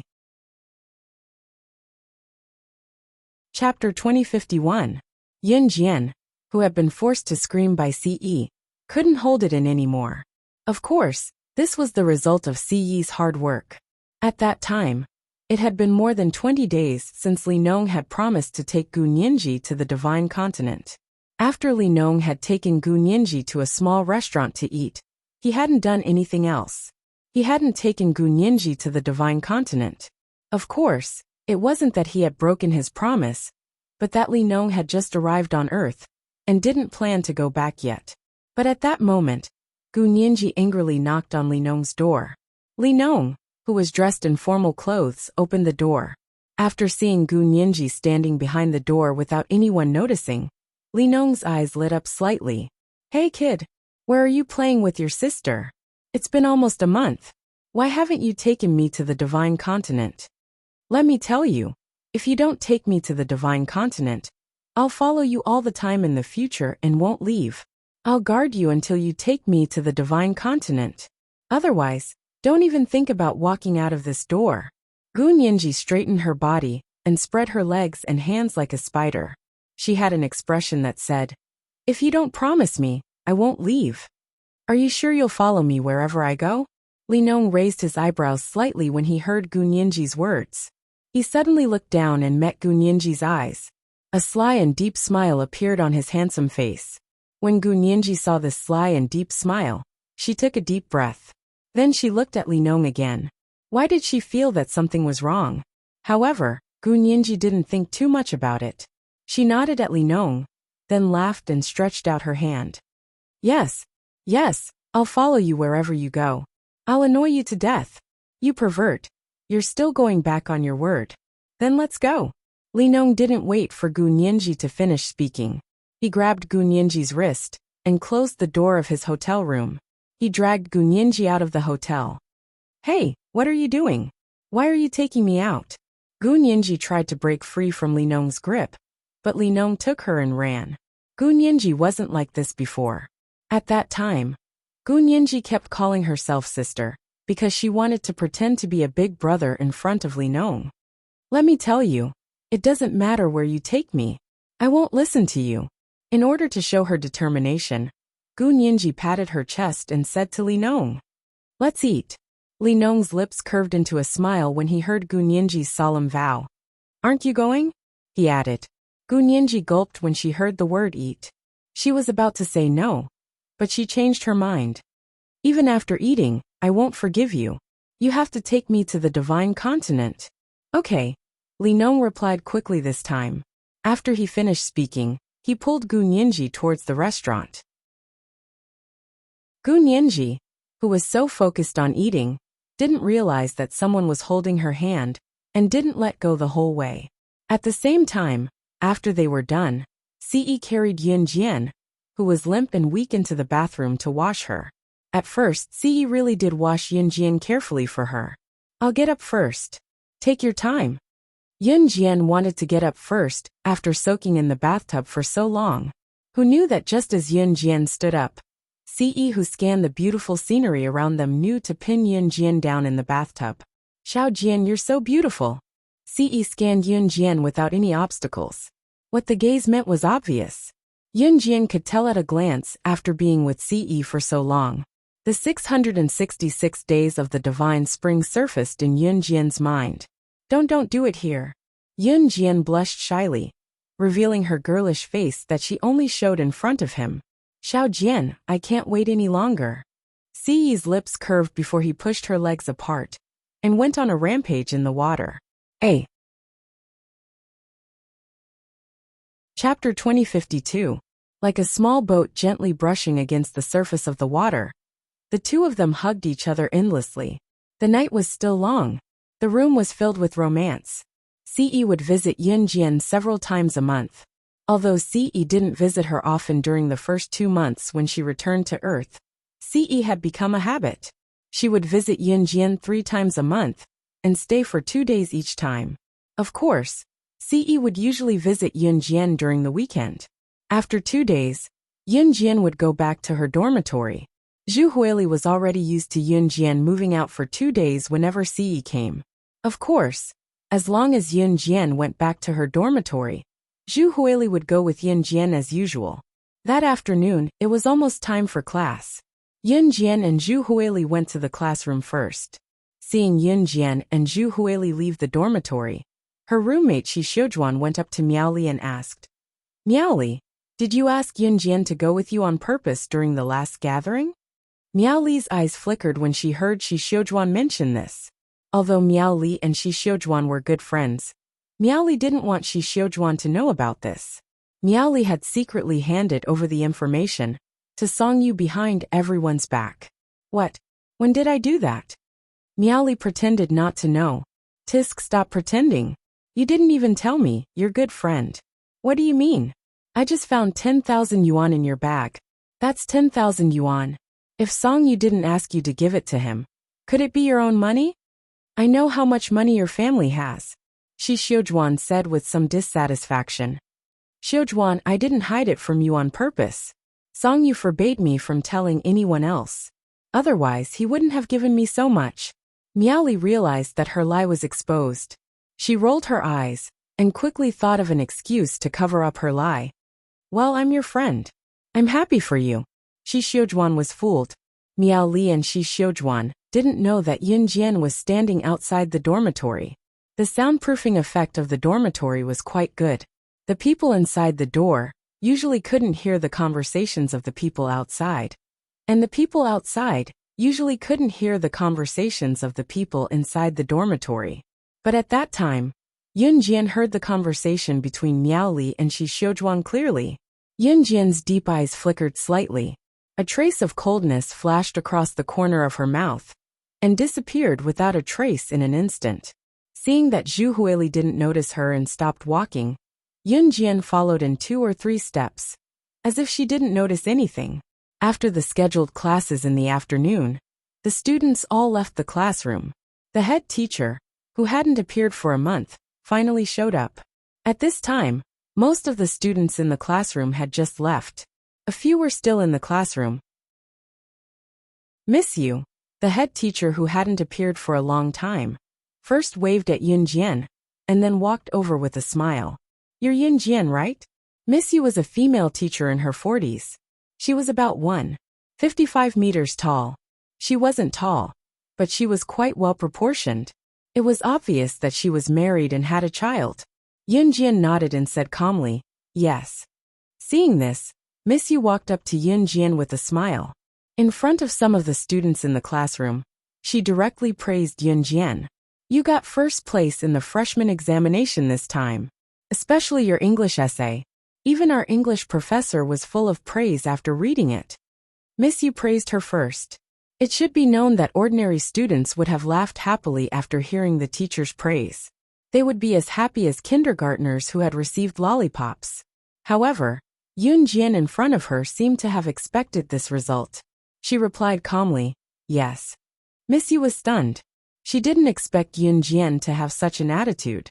However, after being stunned for a while, Miss Yu wasn't overly shocked. She didn't continue to praise her. Instead, she directly stated her purpose for coming. Miss Yun Jian, the Normal University of Jiangqing next door, wants to organize a volunteer teaching activity for college students in the countryside. Our school has a total of 4 places, and they will be given to the top student of each grade. This volunteer teaching activity is a rare opportunity. It lasts for a week. The purpose is to let college students experience some of the hardships of rural life and bring joy to the rural children during this week. Are you willing to represent our school to teach in the countryside for a week? A. Chapter 2053. Volunteer teaching, as the name suggested, referred to supporting the education and teaching management of primary and secondary schools in rural areas and underdeveloped areas. In layman's terms, going to the countryside for volunteer teaching meant going to some backward villages where the economic conditions could not keep up. Teaching classes for the children in rural towns, so that they could also experience the life of some of the children with better economic conditions, or living in the city. Not to mention 2002, even now, there were still many children in poor areas who had problems going to school.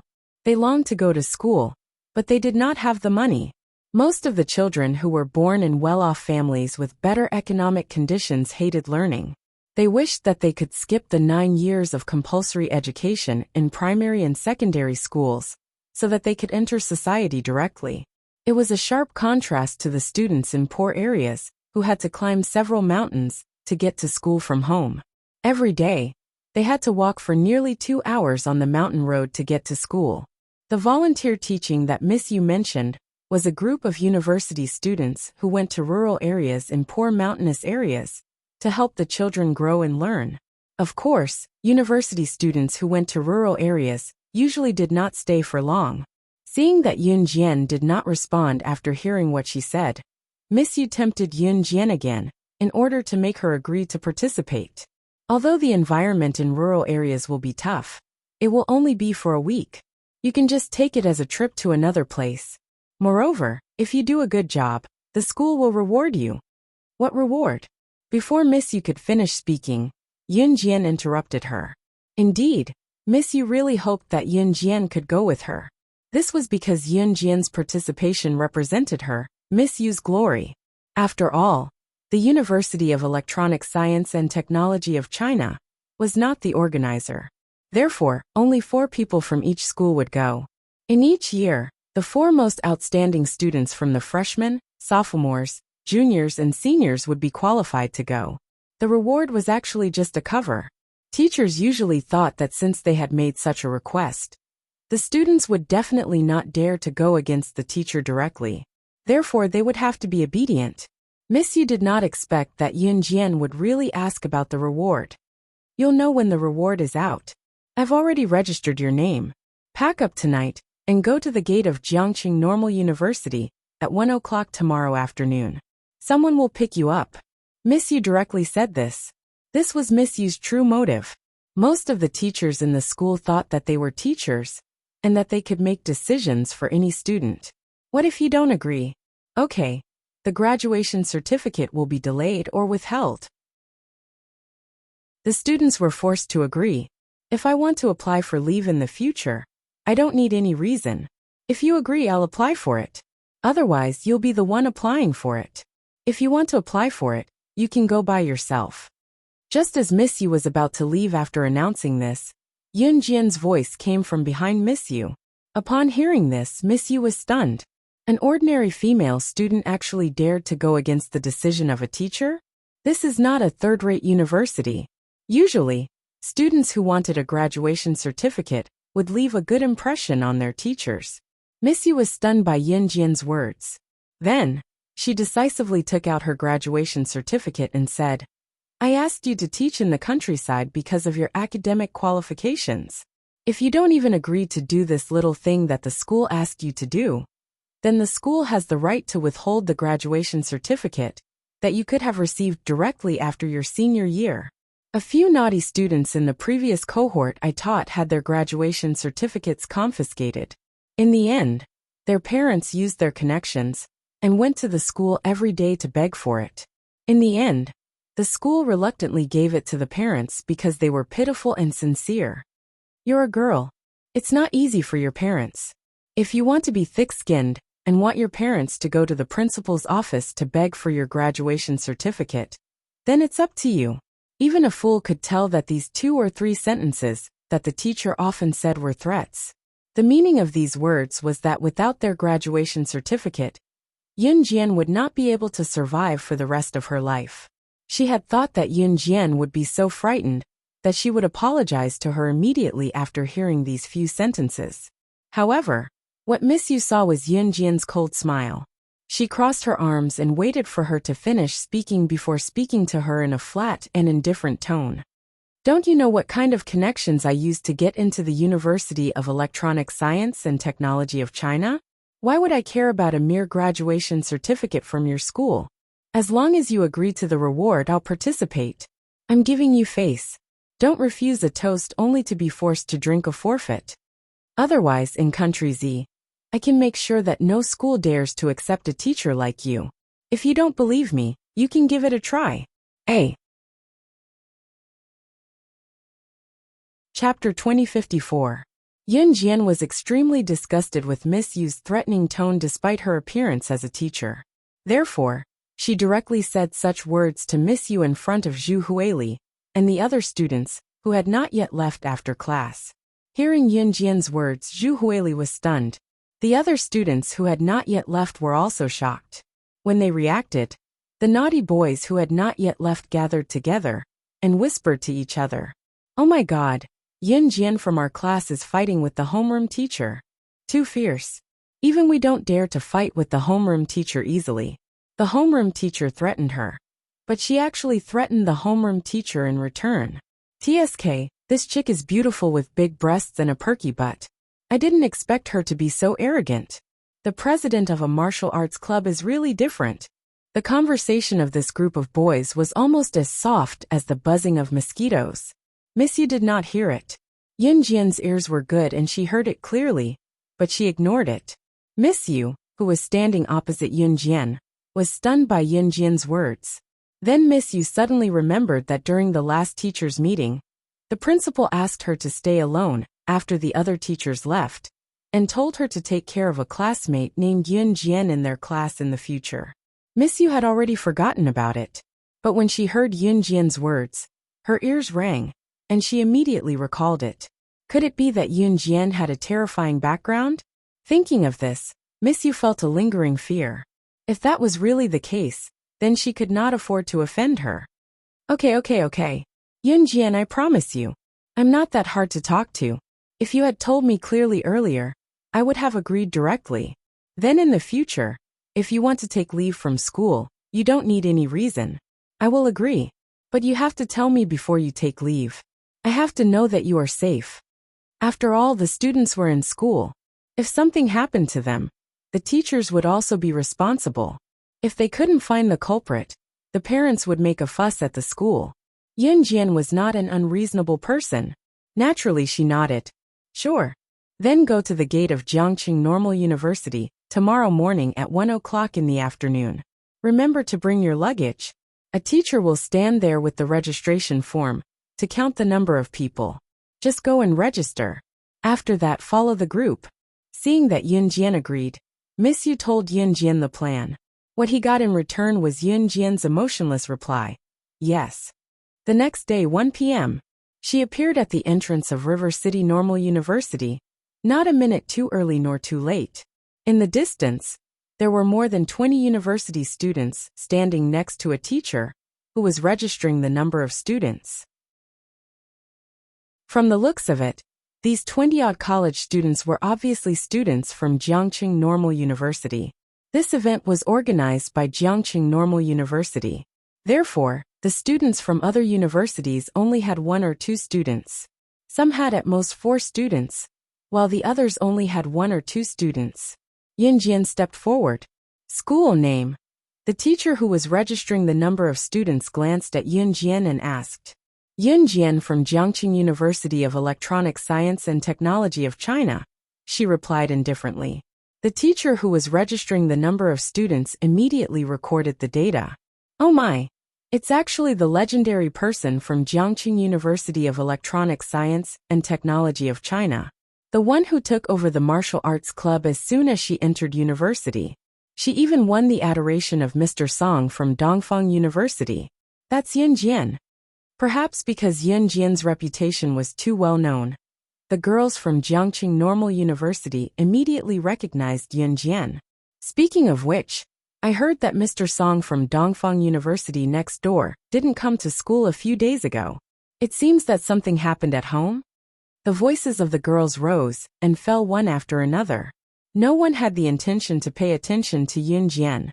In response, Yun Jian signed up and put her hands in her trouser pockets. She didn't care. It's you. Are you also going to the countryside to teach? About 5 minutes after Yun Jian stood to the side, a girl who was dressed very prettily and gorgeously walked over. The girl's eyes lit up when she saw Yun Jian, as she came over to greet her in surprise.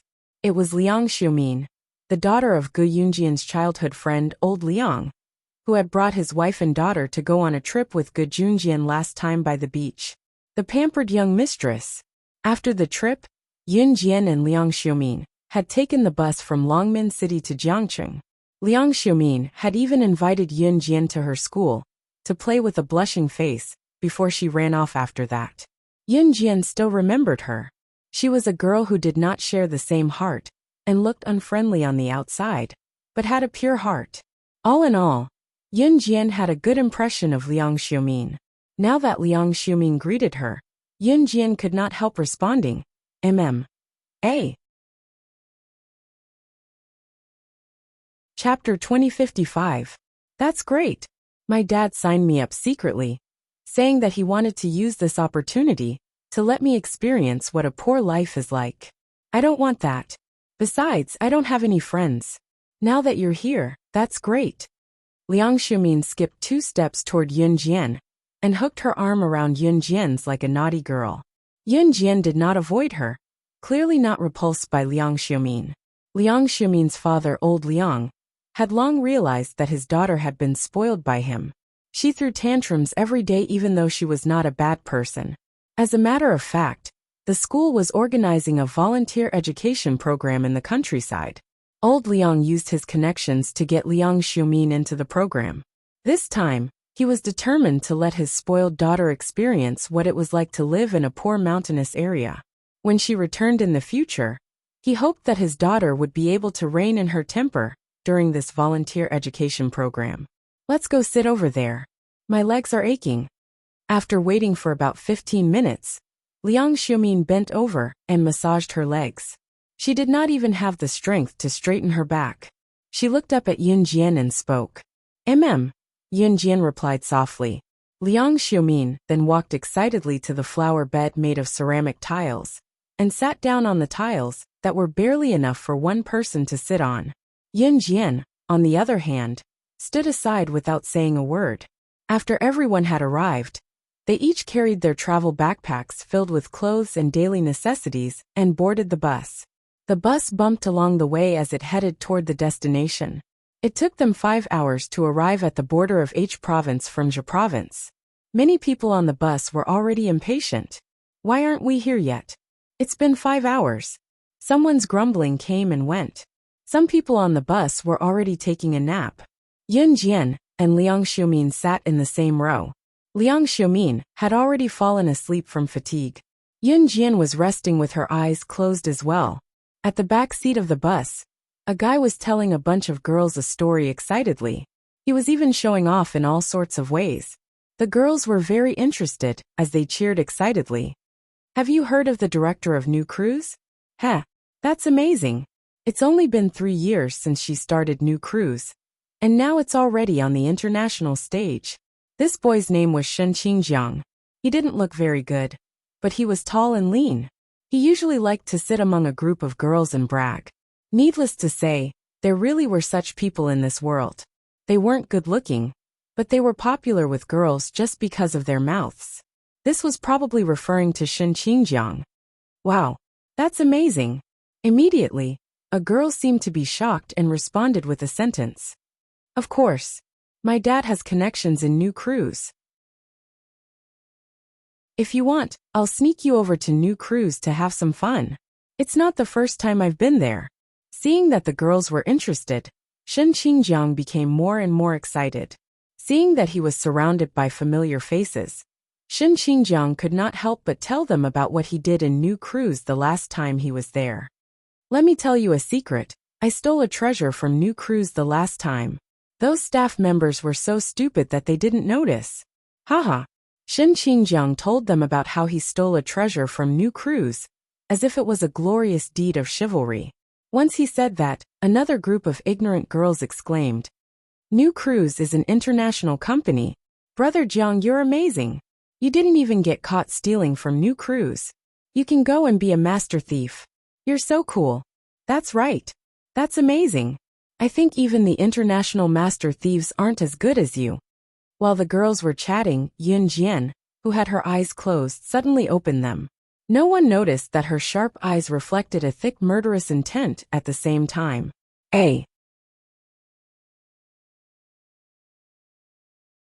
Chapter 2056.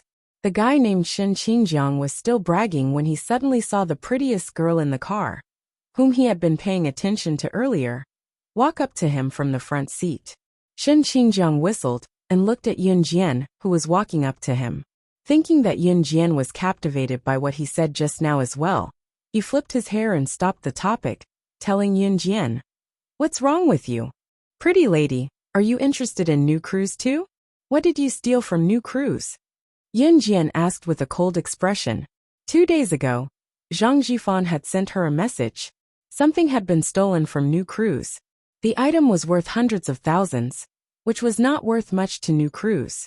However, the person who had stolen the item had conveniently taken away the design blueprint of the latest sports car that New Cruise had purchased at a high price. It was very important to New Cruise. The design blueprint was the inspiration of a professor who was a genius in car production. It was the only one in the world, and even the professor could not produce a second one. New Cruise was equipped with cameras, but the cameras in this era were very blurry. One could only vaguely see a person's silhouette. Moreover, the person who had stolen the design blueprint of the latest sports car happened to be carrying the camera. Currently, New Cruise had begun a large-scale search for the thief. This had happened 2 days ago. If they had not found the thief, Yun Jian was planning to return to New Cruise and search for the culprit personally. However, she did not expect to hear Shen Qingjiang's words here. Shen Qingjiang had long scanned the pretty female university students in the car, and had spotted the prettiest one among them, Yun Jian. However, Yun Jian did not seem to care about anything, so Shen Qingjiang found it difficult to make a move. However, Shen Qingjiang did not expect Yun Jian to offer herself to him. When he heard Yun Jian's words, Shen Qingjiang thought that Yun Jian was interested in what he had said. He quickly replied, What else could it be? A treasure, of course. Brother Jiang stole it, so it belongs to him. New Cruise doesn't lack these things.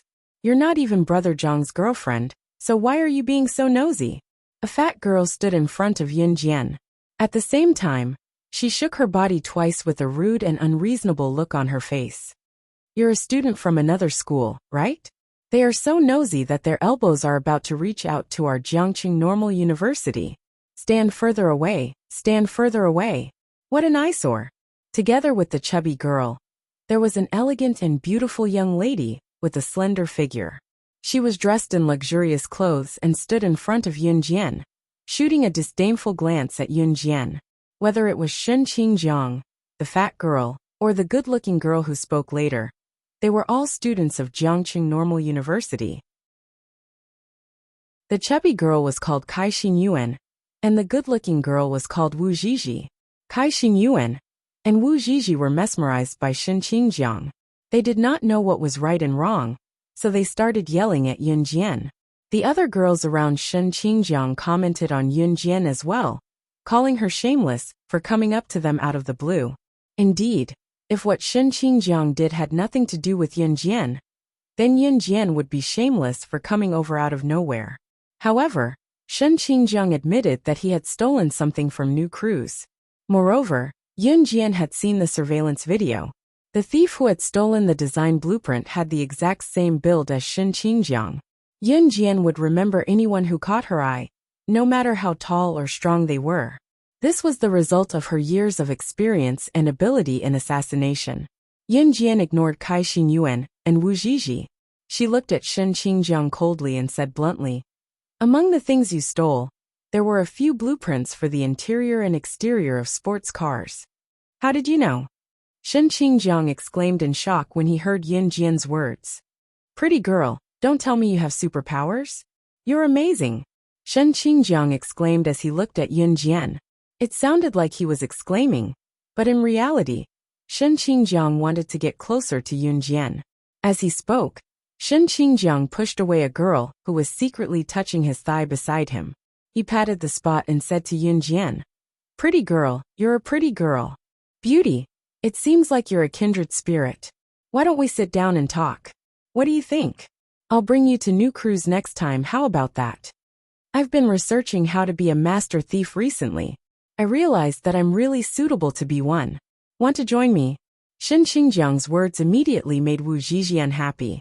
"Brother Jiang, didn't you say you'd bring me?" "Don't worry, I'll bring you next time." Shen Qingjiang brushed Wu Zhizhi off and turned to look at Yun Jian. "Hand over the design blueprint." Shen Qingjiang had just turned to look at Yun Jian when Yun Jian spoke. Shen Qingjiang was stunned when he heard that. "Pretty girl, I got those with my own abilities. Why should I give them to you? Unless you sleep with me." Before Shen Qingjiang could finish his sentence, Yun Jian stood before him. Yun Jian stood in front of Shen Qingjiang and the others. Her expression did not change, and her cold eyes were as sharp as ever. In the next second, Yun Jian's right hand came to the side of Shen Qingjiang's neck. Shen Qingjiang thought that Yun Jian was going to let him touch her hand. Just as he was about to touch her hand with a smile, a cold object pressed against his neck before he could touch Yun Jian's hand. That object reflected a ray of light from the setting sun that shone through the window of the bus. It was only then that the crowd saw that Yun Jian was holding a shiny butterfly knife. Before the crowd could react, Yun Jian had already spoken in front of everyone on the bus. Her voice was as cold as ice in February. In the next second, everyone on the bus widened their eyes in shock. "You stole my stuff and invited me to steal from my company. How dare you? Do you really think that I'm just a decoration as the chairman of New Cruz? A. Chapter 2057. Yun Jian's voice was flat and monotonous, but it was as cold as ice in February. It was so cold that everyone in the bus, especially Shen Qingjiang who sat in front, Kai Xinyuan, and Wu Zhizhi beside him, shuddered from the bottom of their hearts. What do you mean?" Wu Zhizhi had yet to catch on to what Yun Jian meant. "Your stuff? No, that's New Cruz's stuff. It's Brother Zhang's stuff now. Since when did it become yours? You can't be the director of New Cruz."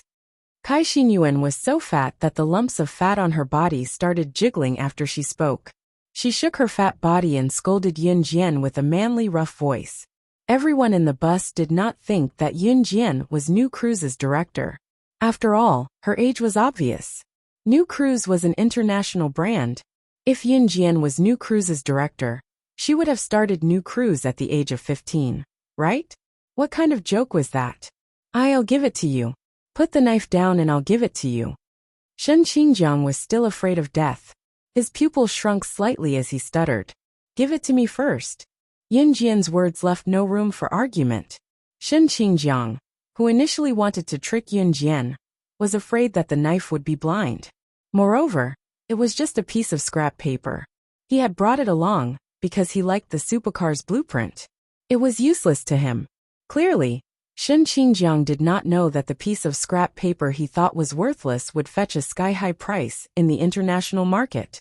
Shen Qingjiang reached his hands into his shirt and pants pockets and searched around for a while. He then glanced at Yun Jian. Seeing that Yun Jian was staring at him, he slowly passed the blueprint to Yun Jian. Yun Jian took the blueprint from Shen Qingjiang's hands and kept the butterfly knife. She was so fast that no one could see when she put the knife away.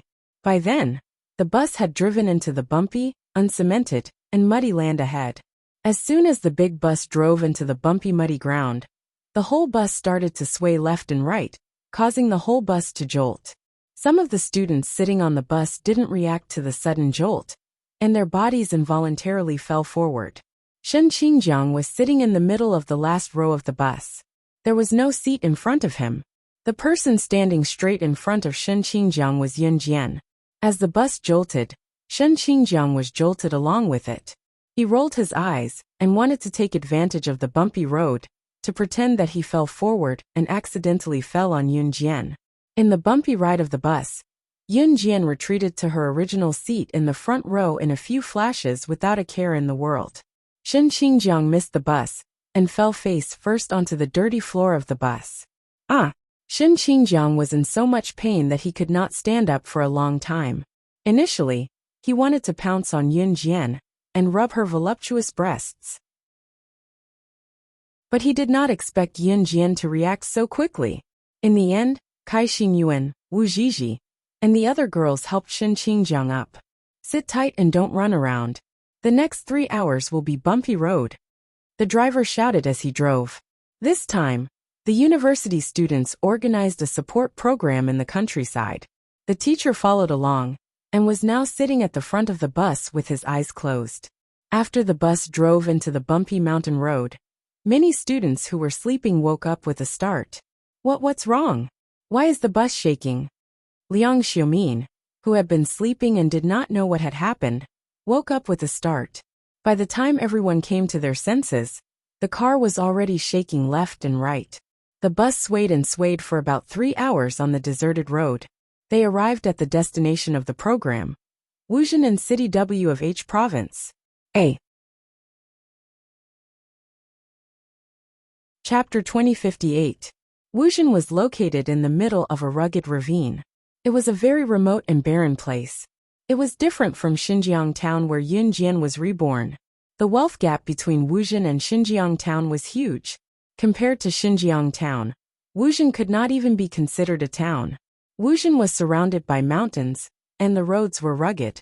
The people relied on their own sowing and harvesting to survive. There were no large textile factories in Wuzhen. Just imagine, from Wuzhen to the remote suburbs of City W, it took 3 hours by car. No large company would choose to invest in Wuzhen. This was truly a poor mountainous area. How poor was it? The people here, be it the elderly or the children, had never walked out of the mountains in their lives. The transportation here was very inconvenient. Occasionally, there would be people who would go to the city to collect on Mondays, but they would drive vehicles like tractors and tricycles. A normal bus would take 3 hours. Driving such a vehicle to the city would take at least 2 to 3 times longer than the bus. Moreover, taking a tractor to the city was expensive. The poverty here was beyond imagination. No news report could fully describe the hardships of the people at the bottom of society. Yun Jian had thought that Xinjiang town was already considered poor. After all, to her, who used to be at the top of the world, Xinjiang town was a stark contrast. However, in comparison to Xinjiang town, Wu town paled in comparison. Oh my God, are we really going to stay here for the next 7 days? This house is made of mud, right? What if the house collapses in the middle of the night? We'll die. And this road is full of potholes. There's not even a cement floor. The students exclaimed when they saw the scene before them. Although he was prepared, he was still shocked when he saw the scene in front of him. How was this a house? The houses in Wuzhen were all made of mud. Occasionally, those who were better off lived in stone houses. As for a brick house, to the people of Wuzhen, that was simply impossible. All right, I'll bring you to Wuzhen's mayor. He'll arrange a place for you to stay. The only teacher leading the group led the students across the potholes of the mud towards the mayor's house. Soon the students were all settled down. Wuzhen was a town. There are also villages here. Some of the students were taken to the village children's homes. Wuzhen had a combined primary school and junior high school. If the children who lived in the village did not live in the school, they had to walk for about 2 hours every day to get to Wuzhen. The distance from Wuzhen to the outskirts of W City was far enough. Those poor children from the mountainous areas lived even deeper into the mountains than Wuzhen. Yunjian followed him for about 2 hours on the mountain road. Finally, she was taken to a village that was 2 hours away from Wuzhen. Some of the students refused to go to the village no matter what, so the mayor arranged for them to live with the best families in Wuzhen. But to be honest, the family conditions in this place were not that different. Of course, Wuzhen could not accommodate so many people, so the mayor led Yun Jian and the others to Dali village, which was the nearest village to Wuzhen, but was still a 2-hour walk away. It was not easy to walk at night, but with a lantern they could still walk. I can't walk anymore, I can't walk anymore, Liang Xiumin panted. She could not keep up. The extra rooms in Wuzhen had already been taken by other students. Liang Xiumin was complaining about her father the whole way. She complained as she walked. Don't talk when you walk, or you'll be more tired. Yun Jian helped Liang Xiumin walk up a steep slope. Little girl, you know so much at such a young age. It's rare. The mayor led the way with a lantern, and could not help but exclaim. College students nowadays were spoiled. After walking so many mountain roads, it was normal for them to be like Liang Xiumin. There were not many who could endure hardship like this little girl. Chapter 2059. The mayor even made fun of them as he spoke. The mayor's words eased everyone's mood a little. Now walking on the mountain path that went up and down was no longer as boring as it was at the beginning. Most of the people stayed in Wuzhen. Only a dozen people followed them to Dali village. Fortunately, it did not rain during the day, so the mountain path was not slippery. Everyone was exhausted from the climb. 2 hours later, amidst the crowd's repeated questions about their arrival, the mayor brought them to a small village. This was Dali village. Compared to Wuzhen, this place was even more desolate. Even the mud houses had become houses that only the rich of Dali village could afford to live in. Many people in Dali village lived in shabby thatched huts. The mayor went from house to house and asked people to arrange accommodation for Yun Jian and the rest. Yun Jian and Liang Xiumin were arranged to live in the same house in Dali village. After the mayor reminded them, he went back to Wuzhen. The dozen or so college students who were arranged to live in Dali village were all told by the mayor that the children of these families would cross the mountains alone the next day to study in Wuzhen. When the time came, Yun Jian and the rest would follow their children to Wuzhen Primary School to meet up with the other college students who were here to teach. By then, the mayor had already left. Yun Jian and Liang Xiumin were sitting at the wooden table in the house they were arranged to live in. It was already 11 o'clock at night. The children and farmers in the mountains all went to bed early. They went to bed as soon as the sky turned dark. Today's incident was sudden. The mayor woke up the people in these houses and arranged for Yun Jian and the rest to live in. At this moment, Yun Jian and Liang Xiumin were sitting on the only 2 wooden stools in the thatched hut. An 11-year-old girl with rosy cheeks and a dirty face was standing in front of them. The girl's clothes were faded. One of her big toes was sticking out of the shoe because the shoe was broken. The shoe was also covered in mud. It looked like it had been worn for many years and was no longer fitting. In this cold and windy weather, the little girl only wore 2 pieces of shabby and dirty clothes. Her small body could not stop shivering. There was a rotten smell in the thatched hut. Liang Xiumin couldn't help but cover her mouth and nose, breathing softly. However, since she was lodging in someone else's house, Liang Xiumin was too embarrassed to say anything. She could only blame her father. This is not a place for people to live. This was a pigsty. After a long silence, the little girl greeted Yun Jian and Liang Xiumin fearfully. Hello, sisters. Where are your parents? Liang Xiumin covered her mouth and nose as she asked the little girl. Yun Jian blinked but didn't say anything. If one were to ask Yun Jian how she felt about this place, the answer would be simple. She had once walked at the peak of the world, becoming an existence at the top of society that everyone looked up to but could not reach. He had once been at the bottom of the valley. When he first joined in Hun, his status was even lower than a dog's. Therefore, to her, no matter what the situation was, she could accept it. When Liang Xiumin asked this question, the little girl fell silent. Just when Yun Jian and Liang Xiumin thought that the little girl would not answer, she suddenly sobbed. There's only me, my brother, and my grandmother at home.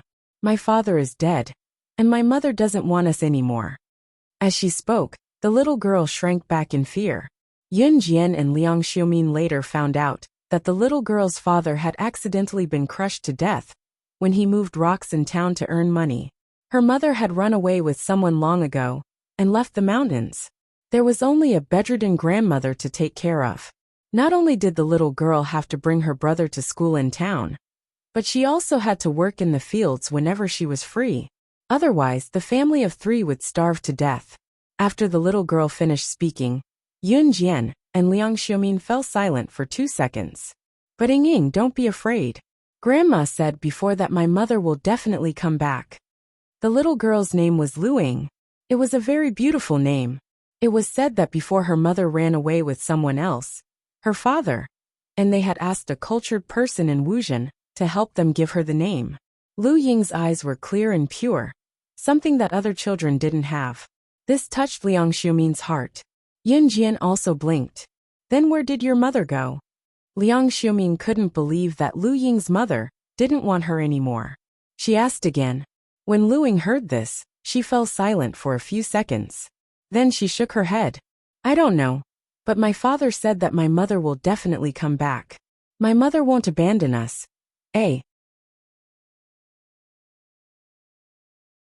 Chapter 2060. Lu Ying's clear and firm eyes made people unwilling to break the only wish of this innocent little girl who missed her mother. Her wish was very simple. She wanted to live happily with her mother. Lu Ying's younger brother was called Lu Shi. The names of the 2 siblings were given by the cultured people in Wuzhen, so it sounded pretty good. At night, Yun Jian and Liang Xiumin were placed in the same room. The room was dark and damp. In the middle of winter, the 2 of them shared a quilt that had already been covered. The quilt smelled like someone had covered it. It was very smelly and very thin. This place is so shabby. The quilt that was given to us is so thin and cold. And it's so smelly. The room is as smelly as a pigsty. I want to go home. Liang Xiumin shrank her body. It was already the 100th time that she tried to dial the phone in her hand. However, there was no signal here at all. The phone could not be dialed. Not to mention the phone. There was not even an electric light here. They relied on candles for illumination at night. There were not even many candles. They were used sparingly. Liang Xiumin was a rich young lady. Naturally, she could not stay in such a place.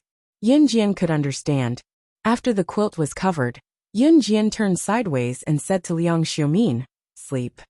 At 1:30 in the morning, Liang Xiumin, who was still groggy and sleepy, gently pulled Yun Jian. Can you accompany me to the toilet? I'm a little scared. If she wanted to go to the toilet at night, she had to walk a few hundred meters before there was a latrine. There was no toilet at home.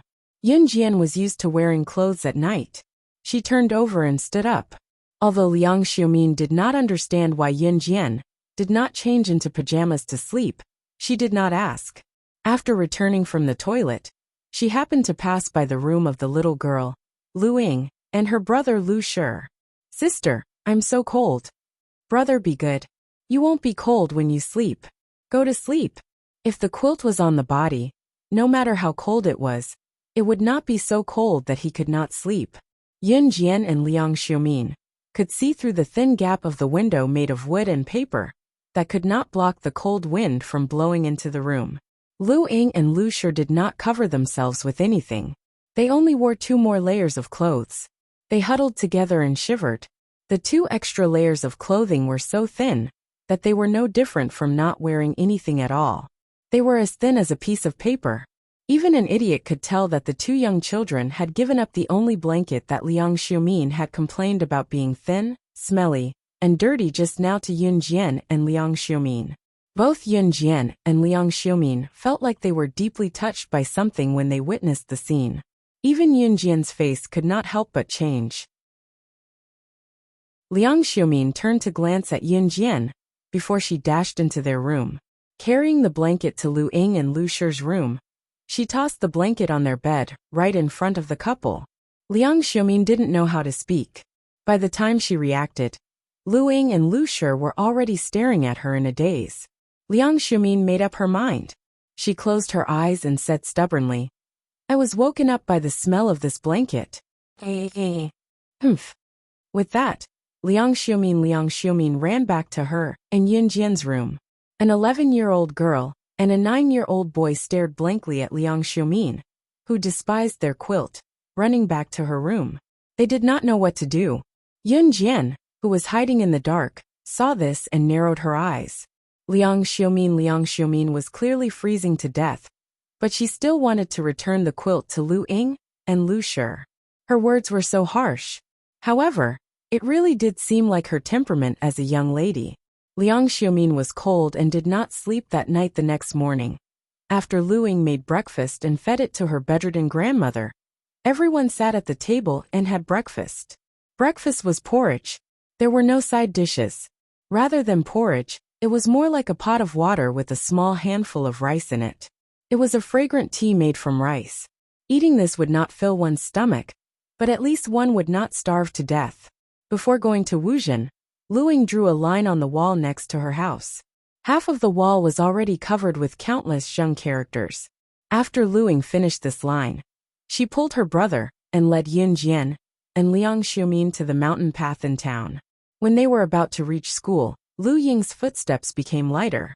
Liang Xiumin could not help but be curious and asked Lu Ying, "Little girl, what did you draw on the wall just now?" "Wait for Mom to come back." Lu Ying pulled her brother and walked briskly. She walked in front and suddenly turned her head and smiled at Yun Jian and Lu Shi, revealing her small canine teeth. Before Dad left, he said that as long as I filled the wall with Zheng characters, Mom will come back. Some people lived a luxurious life and ate fish and meat every day. But some people had very small wishes. No matter how poor and bitter they were, they only wanted their parents to grow up with them. Chapter 2061. They left at 4:30 p.m. and finally arrived at Wuzhen Elementary School at 6:30 p.m. Wuzhen Elementary School was different from other elementary schools. There were very few children in Wuzhen, and the number of people in each grade was not enough to form a class. So in Wuzhen Elementary School, grades 1, 2 and 3 were in one class and grades 4, 5 and 6 were in one class. There were only 2 classes in the entire school. A place like Wuzhen Elementary School lacked teachers the most. But most of the teachers who graduated from universities did not want to come to such a poor mountainous area. Now there were only 2 teachers in Wuzhen Elementary School. Other than the principal, there was also a female teacher who volunteered to come to the poor mountainous area. Seeing Lu Ying and Lu Shi enter the classroom, Yun Jian and Liang Xiumin did not plan to follow. There were no activities on the first day of going to the countryside. All the university students who went to the countryside to teach gathered here and were immediately dismissed. From the second day onwards, every university student would be officially arranged to tutor the children here. Since they had nothing to do, Yun Jian and Liang Xiumin went to town to buy a few large quilts. They also bought new quilts for Lu Ying and Lu Shi's grandma. At this moment, the two were passing by a large bamboo forest. There was only one bed and quilt shop in Wuzhen, and the bamboo forest was a must. There were trees planted all around the bamboo forest. The biggest difference between Wuzhen and other small towns was that there were a lot of bamboo and trees. The surrounding grass was also as tall as a person. If someone was hiding in the grass, it would be hard to find them. It's so easy to get them. These 2 women came here on their own. They're so King soft. I heard that they're female university students from the city. Knock them out. We'll take one each and CK them again after we're done. Just as they passed by the bamboo forest, 2 voices came from the corner. Liang Xiumin naturally could not hear the whispers, but Yun Jian narrowed her eyes. After taking 3 steps forward, a gust of wind came from behind. Yun Jian did not even think about it.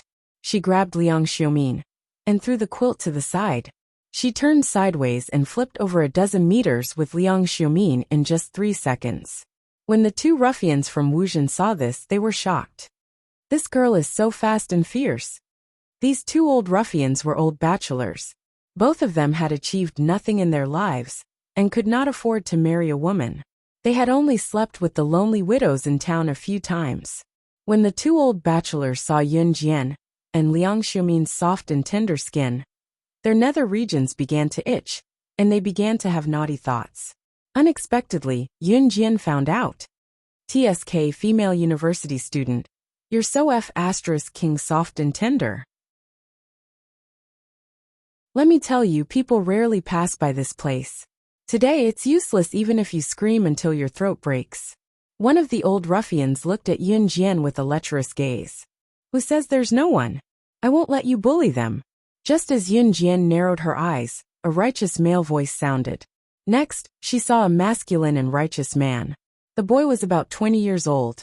He was quite handsome, and gave people the feeling of a gentle senior.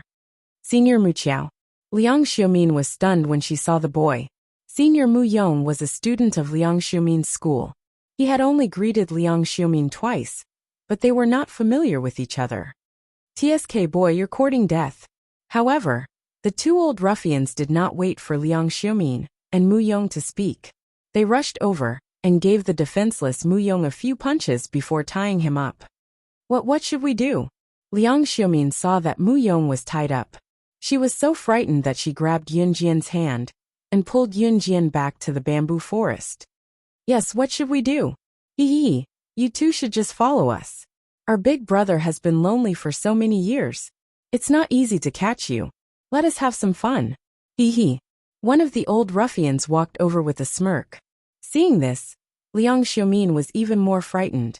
Let them go. Let them go. Hit me. Hit me if you have the guts. Let them go. Mu Yong shouted when he saw this. The other old ruffian stepped on Mu Yong's head and viciously stomped on Mu Yong a few times. He shouted, Boy, behave yourself. Otherwise I'll kill you. After that, he tied Mu Yong to a tree and continued to walk toward Yun Jian and Liang Xiumin. Hee, little girl. What are you thinking? Want to escape? No way. If you know what's good for you, come here obediently and let us kill you. Otherwise, the old ruffian saw that Yun Jian narrowed her eyes and seemed to be thinking about something. He laughed. I'm thinking about how to kill you. Unknowingly, a butterfly knife appeared in Yun Jian's hand. She played with the butterfly knife and suddenly spoke. The two old ruffians were startled, but the two old ruffians were also frightened. Naturally, they were not afraid and continued to walk toward Yun Jian and Liang Xiumin. Little girl, we are frightened. Let alone you. Even if an assassin agent comes, I'll kill her. The two old ruffians sneered and continued to walk toward them. Is that so? What a coincidence. Yun Jian played with the butterfly knife twice and stood in front of the old ruffians. Then, in front of the few people present, she spoke fearlessly. But what she said made everyone present stunned. In the 7 years since my debut, I've taken on 1027 assassination missions and annihilated 109 assassin organizations. I don't know if I'm the same as the assassin agent you said.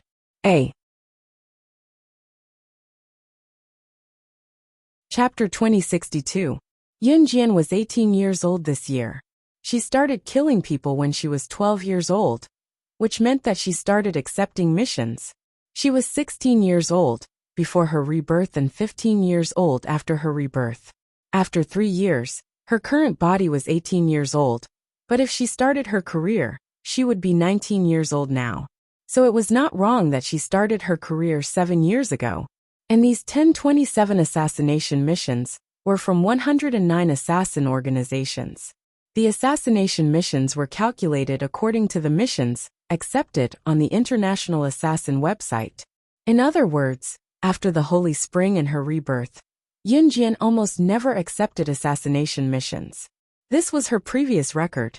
As for the 109 assassin organizations, they were all the assassin organizations she had eliminated in her previous life, and all the assassin organizations she had eliminated after her rebirth.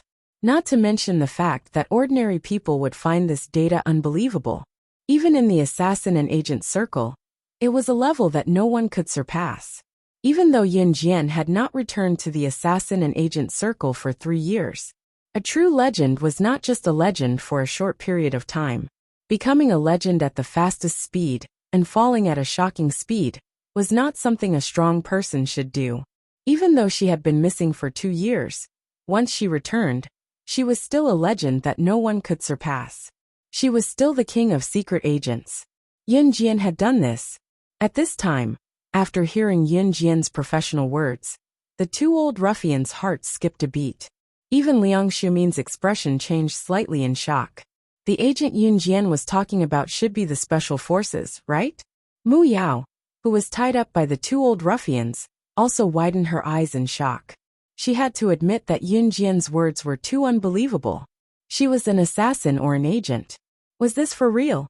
The 2 old ruffians still had some common sense. Although the people in Wuzhen were poor and had a hard life, that was only limited to the honest and honest people. Like these 2 old ruffians, they usually tricked the people who went to the city to deliver goods to and from the city for free. Or they would go to someone's family to steal some money. They had done such things many times.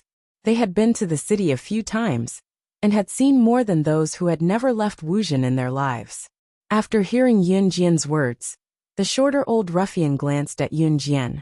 "Little girl, don't bully us because we are from Wuzhen. We have been to the big cities. Some people are not so easy to fool. You said you are an assassin agent? Who are you trying to fool? Aren't you just a university student who came from some place?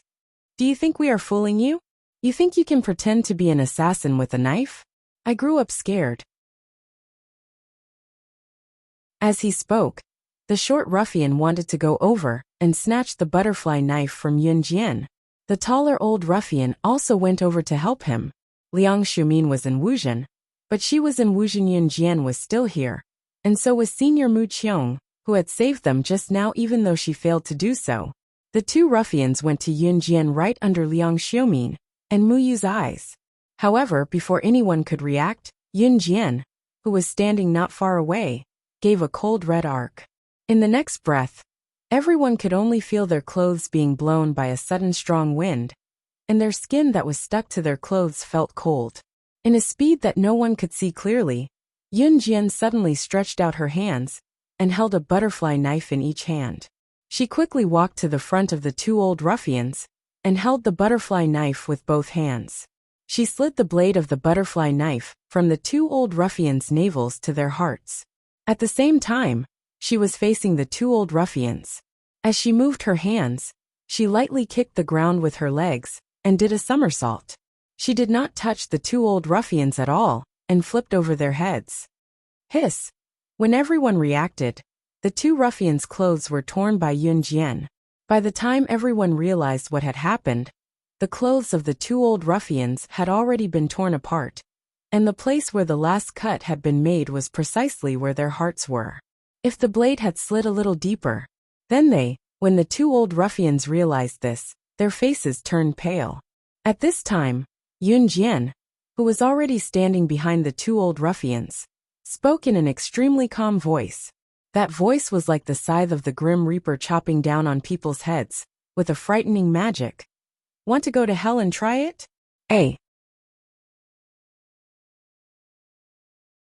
Chapter 2063.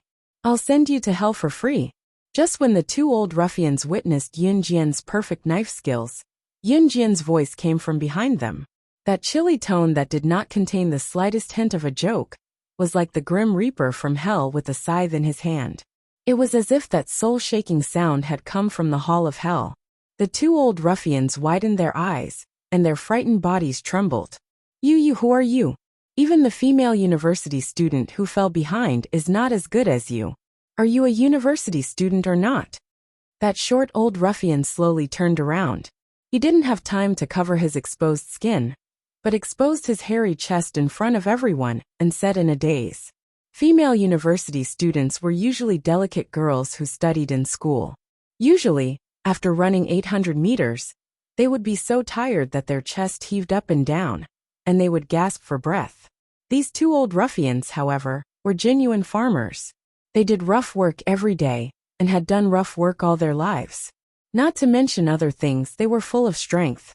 At least, that female university student was powerless in the hands of these 2 old ruffians. But just now, when the 2 of them were dealing with Yun Jian, They couldn't even touch the corner of her clothes. Furthermore, she actually jumped up and flipped over their heads at the same time, using the 2 butterfly knives to cut open their clothes. What kind of speed and strength was this? But even so, these 2 old ruffians didn't believe that Yun Jian was an assassin or a secret agent. Whether I'm a university student or not, haven't I already said it? Yun Jian was already standing in front of the 2 old ruffians. Her hands nimbly and freely played with the 2 butterfly knives. She played with the extremely difficult butterfly knives incisively and vividly. Then Liang Xiumin and that senior named Mu Yong saw such a shocking scene. Yun Jian took 2 steps towards the 2 old ruffians. The 2 old ruffians were so scared that they took 2 steps back. This was a sharp contrast to the 2 old ruffians' arrogance at the beginning. You 2 old ruffians. Could it be that the female university student you're talking about has already been? When Liang Xiumin heard that the 2 old ruffians had just met a female university student, she was so scared that her face suddenly changed. Since the short old ruffian said that the girl who fell behind wasn't as powerful as Yun Jian, it meant that the 2 old ruffians had already done something to her. What the 2 old ruffians wanted to do to Yun Jian and Liang Xiumin, they must have already done it to the female university student who was left behind. It's her fault for wearing so little. She's only wearing a pair of shorts and long, flesh-colored socks in the middle of winter. The women in our town don't show their thighs even in summer. It's as if she's not wearing anything. She's not trying to seduce us. She just wants us to do her. What else can she do? The short ruffian still had a reason to quibble. This short old ruffian had a lot of chest hair. The kind that was thick and dense, looking like the body hair of a gorilla. Of course, the short old ruffian's chest hair was concentrated on one point, which made him look even more disgusting. Hearing the old ruffian's words, Liang Xiumin was so scared that she almost cried. After all, Liang Xiumin was a pampered person and had never seen such a scene. She felt sorry for the unfortunate female university student, but she was also afraid that if Yun Jian didn't have the ability to do so just now, then wouldn't she and Yun Jian? I don't care what reason you're using to clear your name. Since you've touched someone, you should pay the price. As Yun Jian spoke, her cold eyes deepened. She held the butterfly knife and walked towards the 2 old ruffians. You, what do you want to do? Let me tell you, it's illegal to hurt someone. The 2 old ruffians were so scared that they retreated. Mu Xiao, who was tied up by the 2 old ruffians, was stunned when she saw this. But in the next second, Mu Xiao heard Yun Jian say, "Is rape not a crime?" At that time, have you ever thought that you've already committed a crime? These words made Mu Xiao want to clap her hands and cheer. But Mu Xiao was tied up. But at this moment, Mu Xiao suddenly saw Yun Jian holding 2 butterfly knives and directly stabbing them into the thighs of the 2 old ruffians who were about to retreat. Ah! Ah! 2 screams pierced through the sky. Blood flowed out. But Yun Jian didn't care about this at all. After she took out the 2 butterfly knives, she turned around and faced the 2 old ruffians with her back facing them. She sneered. "I'll cripple one of your legs. In order to repay the surprise you gave me just now, I'll return the favor. If someone passes by here and saves you, you're lucky. If not, then go to hell. Hey!"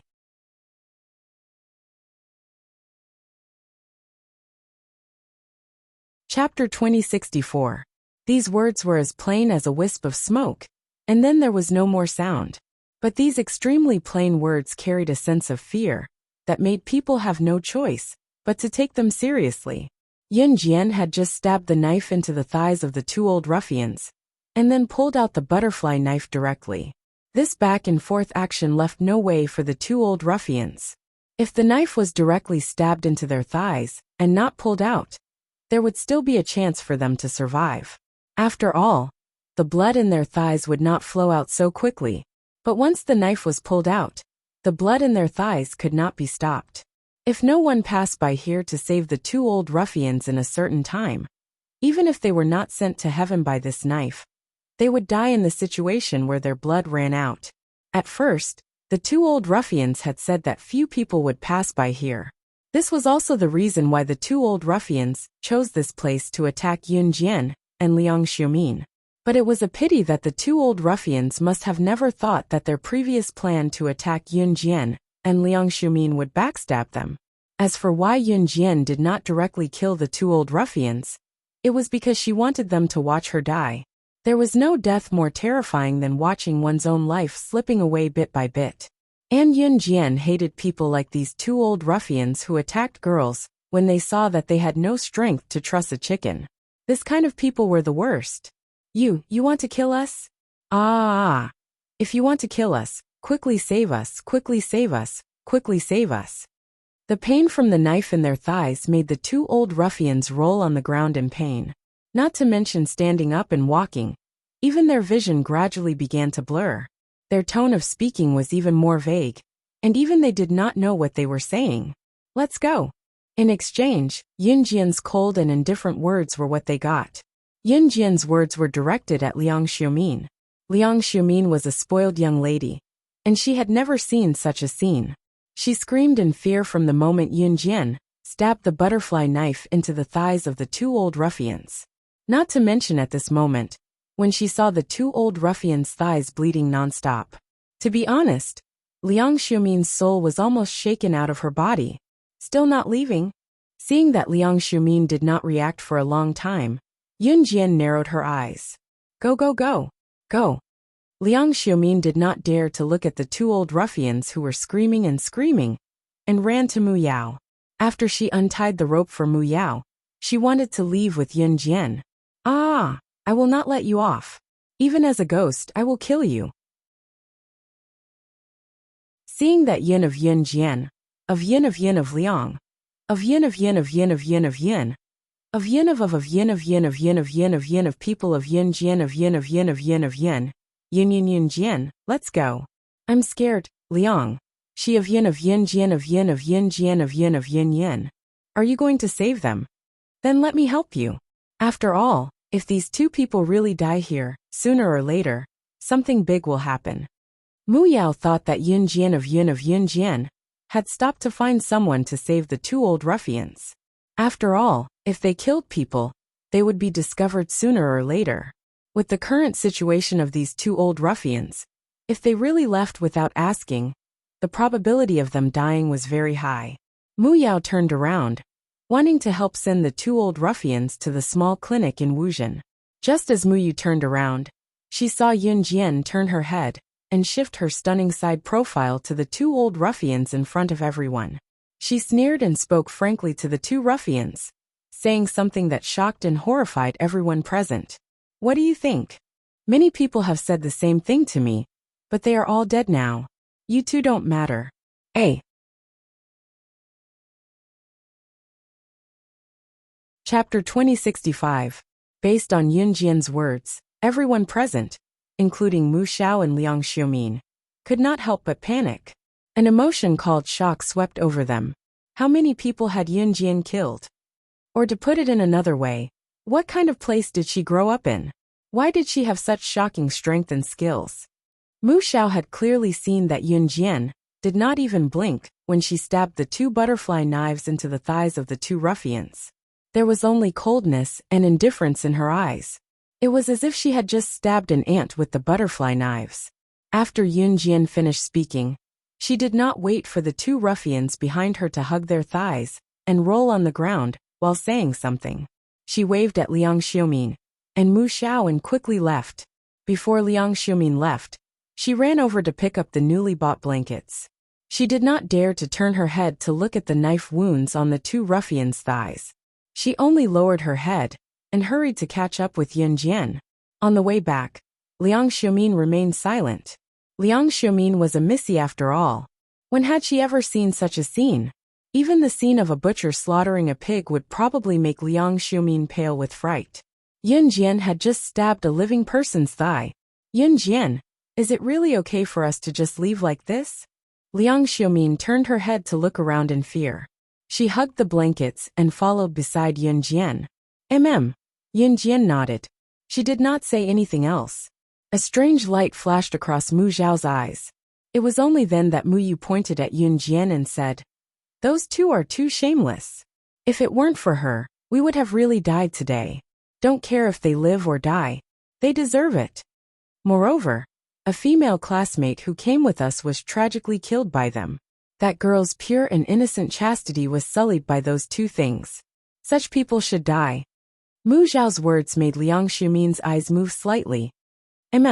Yeah, if it wasn't for Yun Jian today, we would have ended up like that female classmate. I would have died. Liang Xiumin thought that if her innocence was taken away by that old ruffian before she gave it to her boyfriend, Jin Yu, she probably didn't want to live anymore. At the thought of this, Liang Xiumin was so frightened that her body trembled. Thinking about it this way, those two old ruffians really deserved to die. Just don't know what happened to the girl who was taken away by the old ruffian. Senior Mu Yu, no matter what, thank you for today. At this moment, Liang Xiumin suddenly remembered that Mu Yao had rushed out to save her in Yun Jian. She turned her head and thanked her. The eldest miss would sometimes restrain her emotions and thank others. It's fine as long as you guys are fine. Haha. Mu Xiao rubbed his head and laughed. His head had just been stepped on by one of the old ruffians, and now his hair was covered in dust. Seeing this, Liang Xiumin was even more grateful. Just as they returned to the vicinity of Wuzhen Primary School, one after another, noisy screams were heard. It seemed like something big had happened. When Yun Jian and the other two came to the side of a short mud house, they saw a college girl standing on a steep cliff not far away. This cliff was about 6 stories high. If one jumped down from it, they would definitely die. At the bottom of the cliff, which was the short mud house, there was a group of people surrounding it. A few college students who came with Yun Jian were standing there. They were so frightened that their faces were pale. However, they were desperately shouting for the female student who was standing alone on the cliff to calm down. Sure, don't be agitated.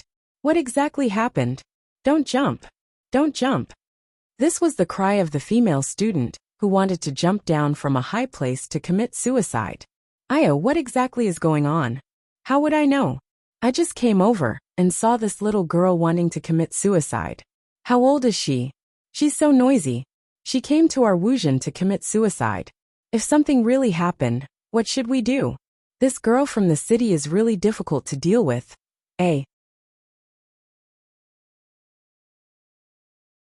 Chapter 2066. Except for the female university student who was standing on the high ground with a face full of tears, as well as the friend who was desperately shouting the name of the female university student. Many gossipy women in their 50s or 60s in Wuzhen were standing on the side, watching the show and pointing. It was not an exaggeration to say that they were watching a show. This group of gossipy women had no intention of rushing up to save her. But some of the men around had already taken measures to save her. There were also some people below who helped to persuade the female university student who wanted to jump off the cliff.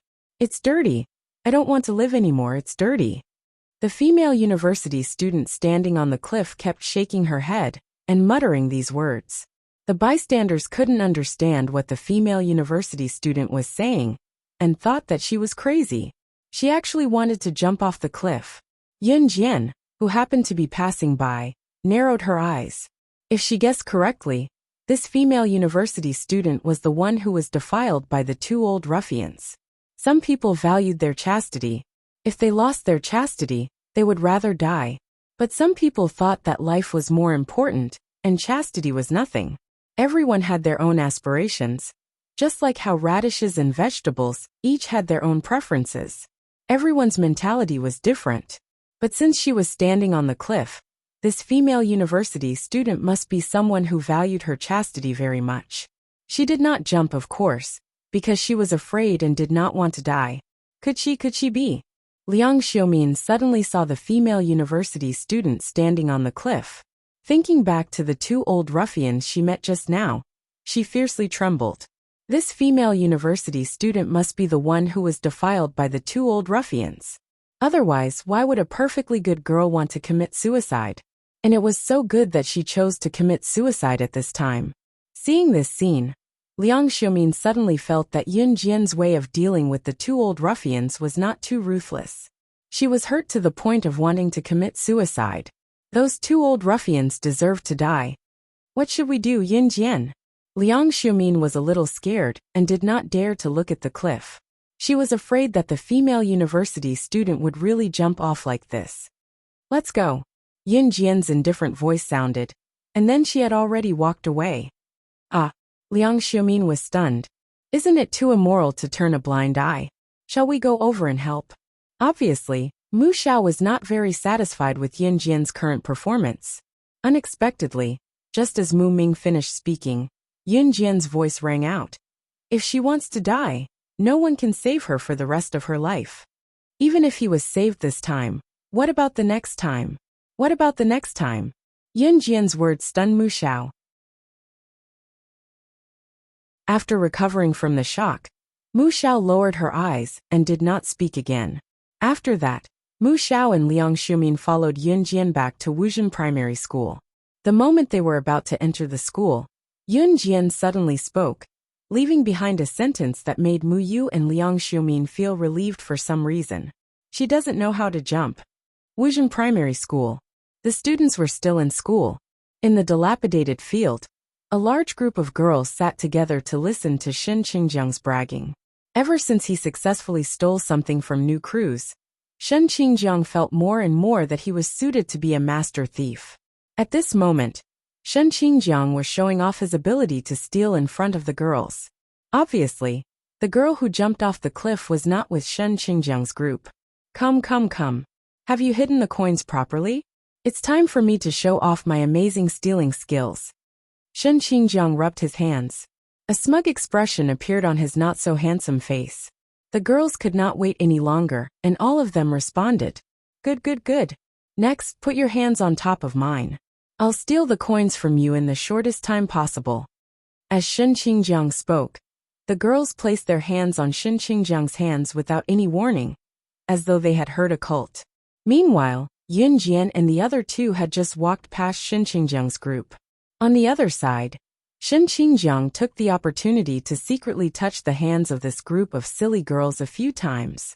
His other hand, on the other hand, quickly and skillfully, secretly took out coins from the girls' pockets. About 2 minutes later, Shen Qingjiang, who had finally found all the coins on the girls, shouted, "All right, I bet you guys didn't notice that the coins are on me." After saying this, Shen Qingjiang spread out his hand, wanting to show the coin to the girls, causing them to scream. When he opened his hands, the coins were gone. How could they be gone? That's impossible. Absolutely impossible. The coins were behind me just now. How could it be? Shen Qingjiang shook his head absent-mindedly. It was then that Yin Jian, who had walked 5 meters away, turned around under Mu Xiao and Liang Xiumin's bewildered gazes. She stretched out her hand and scattered the handful of coins on the ground in front of everyone. She smirked. Is this what you're looking for? When did you take the coins? Why are they with you? Shen Qingjiang's expression changed drastically. I'm the disciple of the international master thief Lam. If you stole something from me, I definitely feel it. How could this be? Shen Qingjiang revealed his secret in his nervousness. Hearing Shen Qingjiang's words, Yin Jian narrowed her eyes slightly. Lam from the fox hunting organization? In the next second, Yin Jian's beautiful voice resounded through the whole place. The fox hunting organization was the biggest international master thief organization. How did you know? Shen Qingjiang was shocked again. Then he frowned and said, Since you know how powerful my master is, how dare you? This was already his biggest secret. He had never told anyone. How did she know? However, as soon as Shen Qingjiang finished speaking, an even more shocking scene unfolded before everyone's eyes. In the next breath, Yin Jian, who was standing on the other side, suddenly curled her lips into a red arc. Her cool expression coupled with her melodious voice spoke arrogantly to Shen Qingjiang, surprising everyone there. You're right. There's no one in the world that I Yin Jian don't know. Not to mention Lam, the master thief of the fox hunting organization. Even the boss of the fox hunting organization has to kneel in front of me. Your master is just a member of the fox hunting organization. Why wouldn't I dare?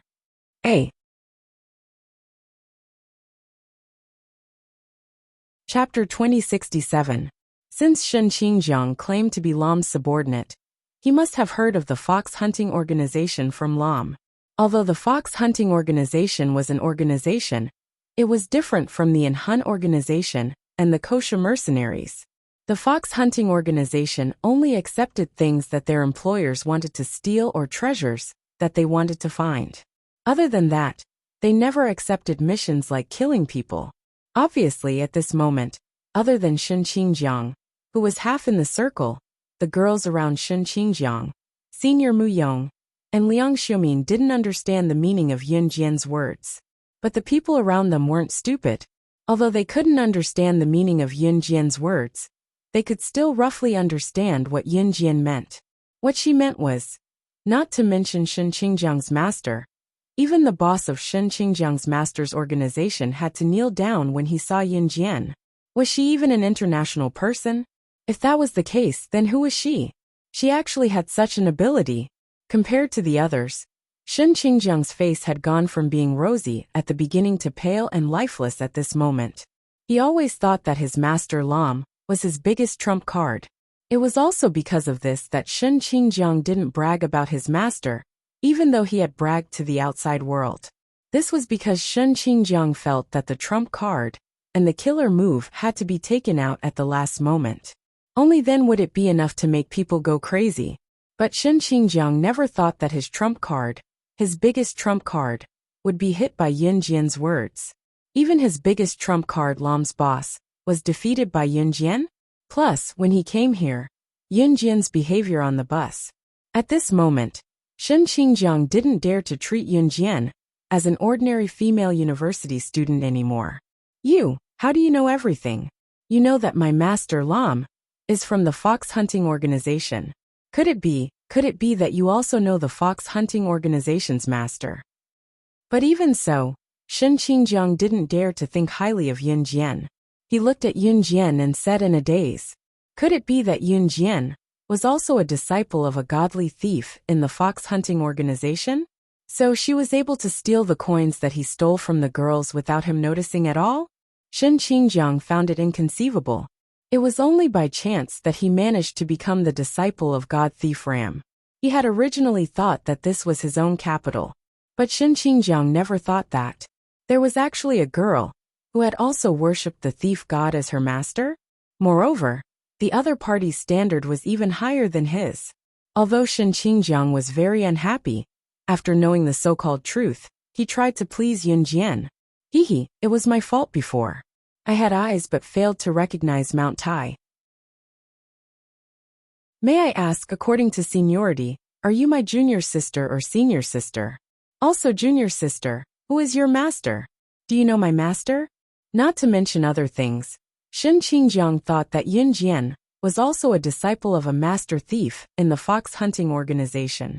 Therefore, when Shen Qingjiang spoke, there was a hint of flattery in his tone, as if he was talking to a family member. Of course, this made Shen Qingjiang even more proud. At the same time, Shen Qingjiang even heard the girls around him boasting about him with even more exaggerated words. However, just as Shen Qingjiang was enjoying this feeling, Yun Jian's words were arrogant and brash. Her arrogance carried an absolute aura, as well as a sense of awe that made people have no choice but to submit to her. She said word by word to Shen Qingjiang, who was in a fantasy in front of everyone. How can a small fox hunting organization trap me? If I want, I can take over the fox hunting organization at any time. Ram was blind to take you in. But it doesn't matter. I will make him cut ties with you. You want to have a relationship with the fox hunting organization? You are not worthy.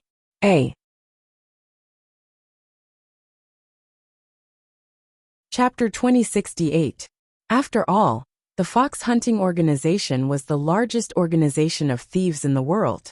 Moreover, there were at least 1,000 thieves in the fox hunting organization. Every single one of them was the cream of the crop in the world of thieves.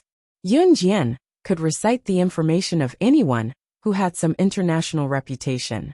Shen Qingjiang's master, the man named Lam, was actually at the bottom of the hierarchy in the fox hunting organization.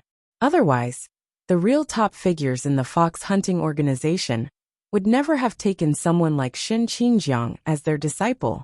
Yun Jian's words were like the worst nightmare in Shen Qingjiang's ears. To Shen Qingjiang, having his master as the master thief of the fox hunting organization Lam was the most honorable thing for Shen Qingjiang. Shen Qingjiang didn't even hesitate to hide this layer of his identity. He wanted to wait for the right time to reveal this layer of his identity and surprise the group of girls around him. Then their impression of him would rise sharply. However, Shen Qingjiang had never expected Yun Jian to appear. Judging from Yun Jian's tone, could she be even more powerful than the fox hunting organization? Who the hell are you? Shen Qingjiang looked at Yun Jian and asked in a daze. The more he wanted to know about Yun Jian's identity, the more he wanted to understand it. If she was not a master thief, why did she have such frightening skills? Liang Xiumin had naturally heard her father mention Yun Jian's identity as an advanced special forces soldier. Liang Xiumin did not say a word at this moment. She hugged the quilts and stood where she was, waiting for Yun Jian. A trace of doubt flashed across Mu Yu's eyes, but she did not say anything. When Shen Qingjiang asked the last question, Yun Jian had already turned and walked toward Liang Xiumin. Halfway there, she stopped and turned sideways, exposing her beautiful side profile to Shen Qingjiang and the group of girls standing beside her. The red arc of her lips curved slightly. The next second, she gave a mesmerizing smile and said, "I'm the owner of the sports car design you stole." It was hard to tell what she meant at first, but if one thought about it carefully, they would be horrified. I stole that design from New Cruise, so its owner should be the director of New Cruise. Could she be? She's the director of New Cruise. Shen Qingjiang thought about it carefully, and finally guessed this. He shouted these words in front of the group of female students around him in horror. When he lifted his head to look for Yun Jian, Liang Xiumin, and Mu Yu, he realized that Yun Jian and the other two were long gone. In the field of Wuzhen Primary School, Shen Qingjiang, who had lost all his face but was in a mess at the moment, as well as the doubtful female students, were left dumbfounded. At that moment, Yun Jian's group, Yun Jian's and the girls' class. The classroom here was very shabby. The classroom was also a mud house built with simple mud. The door of the classroom was a wooden door that had not been painted. The tables and benches were broken, making creaking noises when one sat on them or placed their hands on them. Just the sight of it was enough to scare one. It was a miracle that one did not fall off from sitting on the benches. There was not much light in the class, but the children were studying seriously. They did not even notice Yun Jian's group entering the class. Luing was skinny and not tall. She sat in the front row. She was an 11-year-old child, but due to her stunted growth, she looked like an 8 or 9-year-old. Her thin clothes covered her body, and the cold wind that blew into the room from outside the window made her shiver from the cold.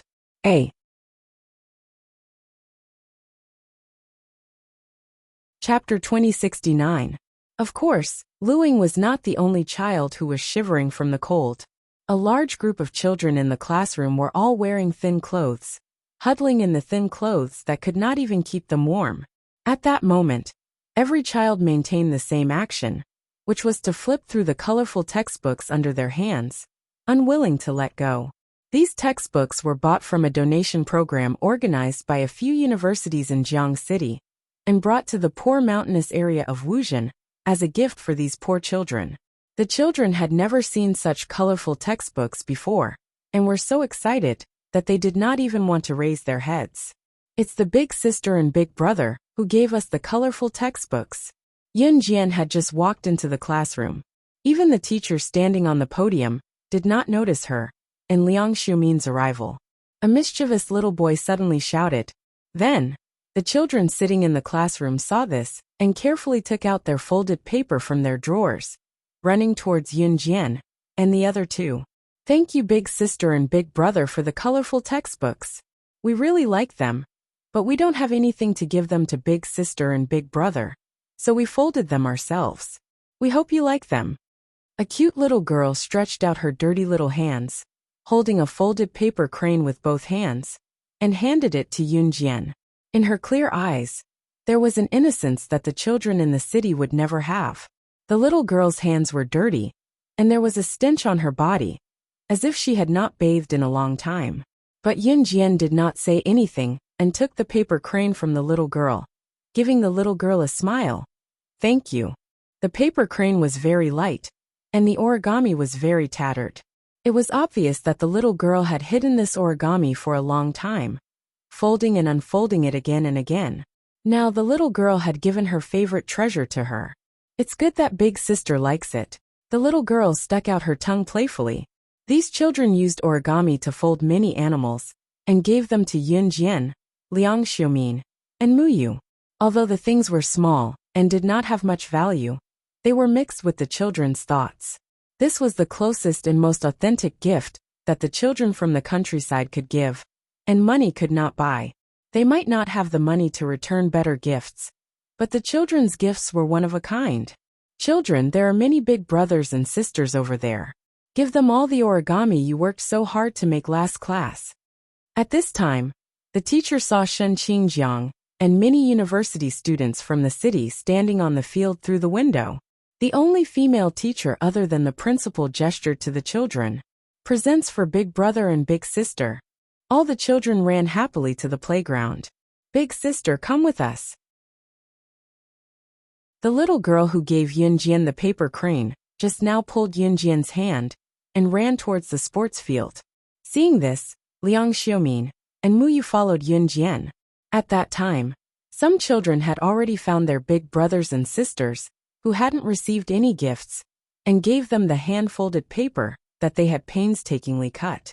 The university students who came from the city to teach took the origami paper that the children had cut with great difficulty. This was a beautiful scene. Even Yunjian could not help but smile. She had never known that in a place so poor that even food and clothing were a problem, there was such a group of kind and innocent children. Children might live in the lowest level of the world and not be liked, but they had the innocence and kindness that ordinary children did not have. Liang Xiumin was touched. The high and mighty young miss didn't think it was dirty or ugly. She took the paper cut from a child. "What the hell is this? It's so ugly. Don't touch my hands with your dirty hands. How long has it been since you took a shower? It stinks, it stinks. Get out of my way. I don't want this cheap product." A shout of abuse sounded. On the other side, an elegant and beautiful girl with a slender figure was standing there.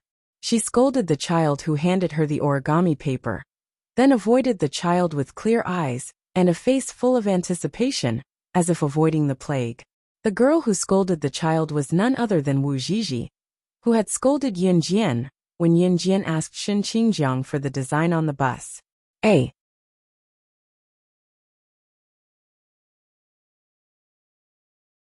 Chapter 2070. Wu Zhizhi looked at the child's outstretched hand, as if she had seen a river beast. However, unlike the river beast, Wu Zhizhi scolded and retreated in disgust. The child, who had reached out to Wu Zhizhi and wanted to hand her the folded paper that she had painstakingly cut, only to be treated like this by Wu Zhizhi. She froze in the same position as when she reached out her hand to hand over the folded paper. Like the other children, this child was dirty and looked like he had not bathed in a long time. Wuzhen was not a coastal area and water was scarce. No family dared to bathe in a basin full of water. In that case, it wouldn't be a problem of cleanliness anymore. Even whether they would starve to death or die of thirst would become a problem. Therefore, the children here would at most use a small handful of water to wipe their bodies during the festival. They did not dare to use it too much. The other university students who came with Yunjian would not say such things in front of the child, even if they despised the child for being dirty and smelly. Did Liang Xiumin not despise it? Liang Xiumin, who had been spoiled since she was young, despised it more than anyone else. However, she would not say such things in front of the child. She would not hurt the child's young heart in such a cruel way. After Wu Zhizhi's heartless words left her mouth, everyone around her was stunned. The child was also stunned. "Wu Zhizhi, what are you saying? How can you say such things in front of such a young child?" Even a girl who came with Wu Zhizhi could not stand it anymore, and started to criticize Wu Zhizhi.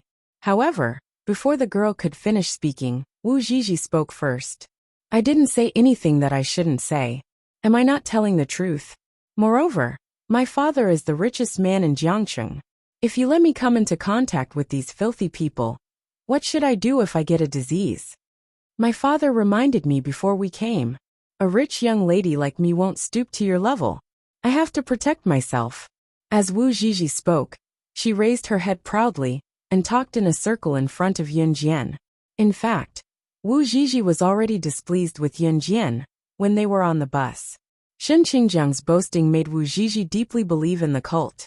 She believed everything he said. Yun Jian had treated Shen Qingjiang like that just now.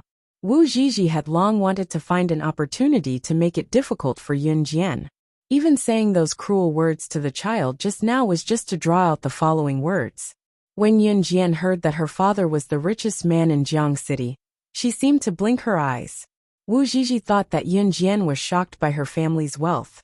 Thinking of this, Wu Zhizhi became even more smug. She raised her head and looked sideways at Yun Jian, then continued to speak to everyone with a smug expression. Before I came here, my dad donated 100,000 yuan to your poor mountainous area. I didn't do anything wrong. Logically speaking, you Wuzhen people should be the ones to treat me well. After all, my dad donated so much money. I stayed the night yesterday. Not only was the accommodation terrible, even the food was so bad that I couldn't swallow it. Wu Zhizhi's words seemed to imply that since her dad had donated so much money, the people of Wuzhen had to treat her differently from other university students. At this point, the people around them fell silent. The child who was rejected by Wu Zhizhi seemed to be frightened.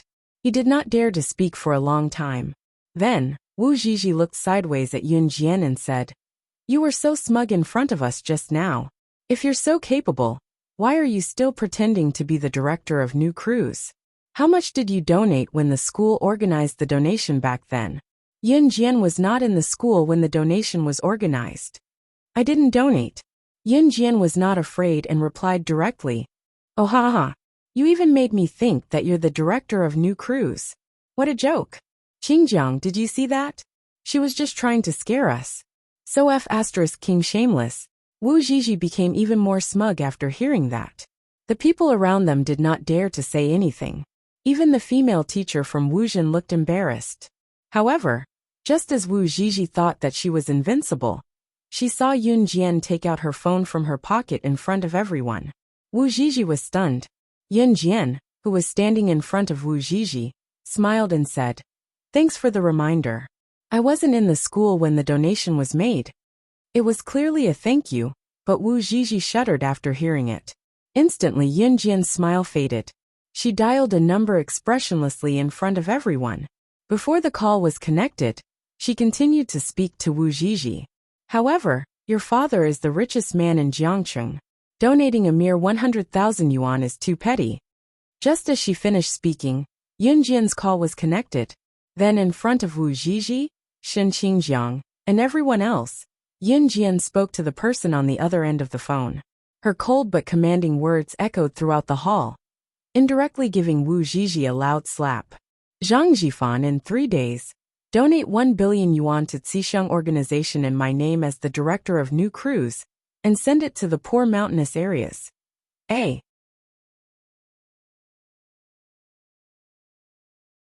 Chapter 2071.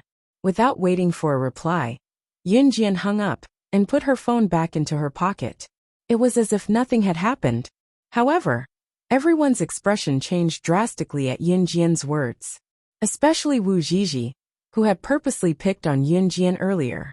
After hearing what Yun Jian said, Wu Zhizhi's expression changed from its initial arrogance to its darkest point. "Why, you're really New Cruise's director?" The exclamation did not come from Wu Zhizhi's mouth.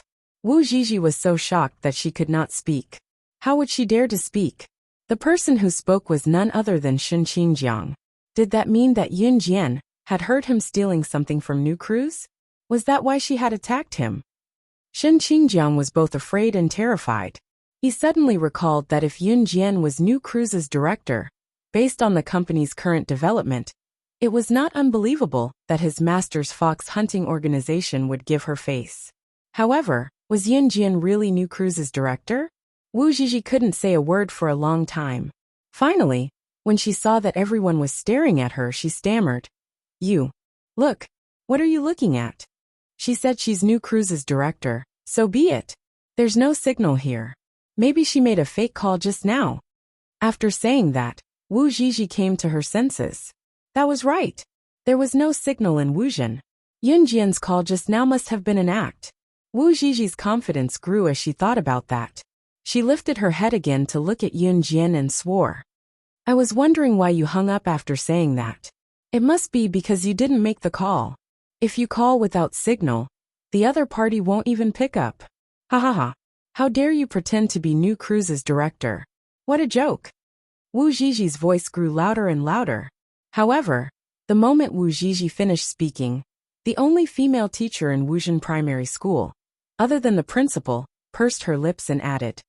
There's basically no signal in Wuzhen, but there's a small shop next to Wuzhen Primary School. There's a phone installed in that shop. That's the only phone in Wuzhen, so when the school has good signal, you can make calls from here. The female teacher's words made Wu Zhizhi, who had thought that what she said made sense, instantly shut her mouth. When you came over this morning, the principal told me to remember to tell you about this, but I forgot to tell you. Student, I didn't say anything about this. How did you know that there was a signal here? As the female teacher spoke, she turned to look at Yin Jian and asked. A normal person would not try every place after coming to Wuzhen the day before. Since there was no signal, they would not try everywhere. After all, mobile phones in this era were not smartphones. There were not many fun games. At most, one could make a call. There was no difference whether there was a signal or not. If it was smartphones nowadays, people would definitely run to Wu Town to ask if there was any signal. Even if there was no signal in every place, they would still try it. After hearing the female teacher's words, everyone turned to look at Yun Jian. Yun Jian, who stood where she was, narrowed her eyes and gave a half-smile before she spoke up. Of course I saw the phone in the small shop near the school. If there was no signal, the phone wouldn't be placed at the counter. Since it was placed at the most obvious counter, it must be to attract customers to make calls there. Of course, there would be a signal. A.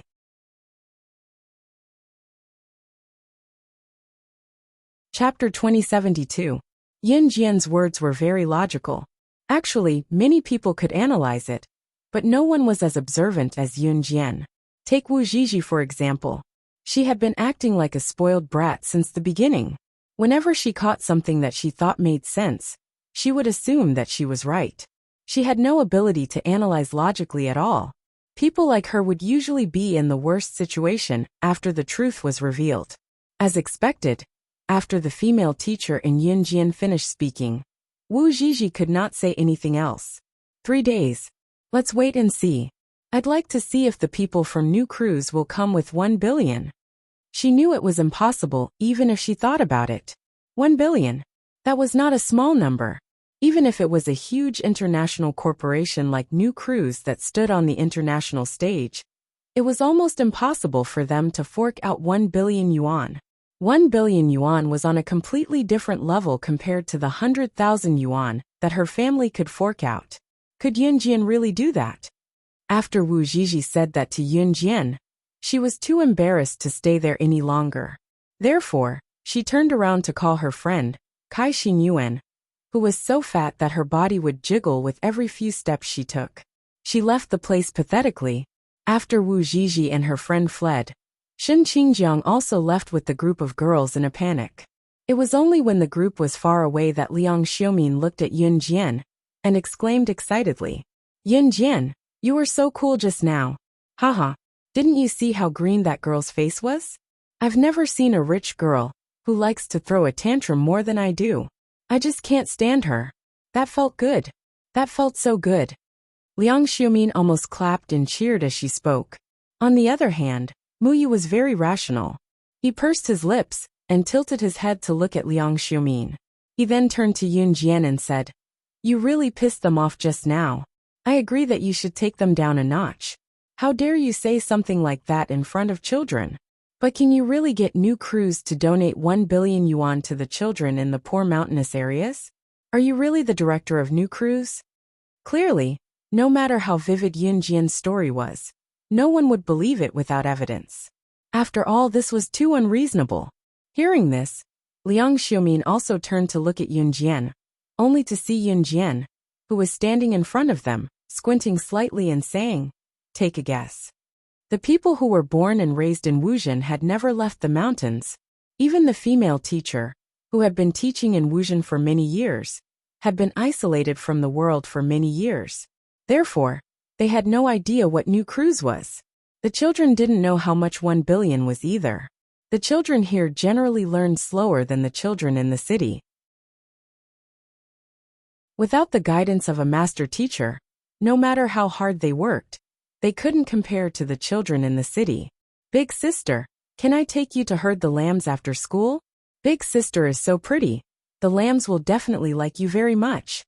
The child, who had just been scolded by Wu Zhizhi in that tone, walked to Yun Jian shakily and said to Yun Jian. She was a very cute little girl, but because she hadn't bathed for a long time, she reeked of sweat and her face and hands were dirty. After being scolded by Wu Zhizhi, the little girl dared not touch Yun Jian's hand, afraid that Yun Jian would despise her too. "Then it's a deal. You'll take us to herd the lambs after school." Before Yun Jian could reply, Liang Xiumin responded to the cute little girl first. Liang Xiumin was stunned when she saw that everyone was looking at her. She then coughed twice and looked to the side. She said something that didn't match her heart. "I'm sorry. Ahem. I'm not the one who wants to herd the lambs with you. I saw that you wanted Yun Jian to go, so I agreed on Yun Jian's behalf. I'm just going to check it out along the way." This young lady's arrogance was unparalleled. When the children heard Liang Xiumin's words, they all giggled. What are you laughing at?" Liang Xiumin's face was stiff, but she didn't look fierce at all. "Big sister, you're much cuter than those sisters who left just now." A naughty little boy put his hands around his mouth and shouted loudly. The scene was peaceful. The little girl who had invited Yun Jian to herd the lambs was called Xingzi by everyone. This naughty little boy was called He Qifang. The group of children immediately started playing with Liang Xiumin. Liang Xiumin's arrogant temper was completely worn out. At 3:30 in the afternoon, after the children had finished school, Yun Jian, the group of children, and Liang Xiumin were walking to a place where they grazed the lambs. In the end, one of the children forgot to bring home the textbook for homework. It was too slow for the child to go back and get it, and it was too dangerous for him to walk alone. Yun Jian let the group go to the hill where the lambs were grazed first, and she rushed back to school to get it. Just as she arrived at the child's classroom, she suddenly heard two strange voices. "Ah, it's here.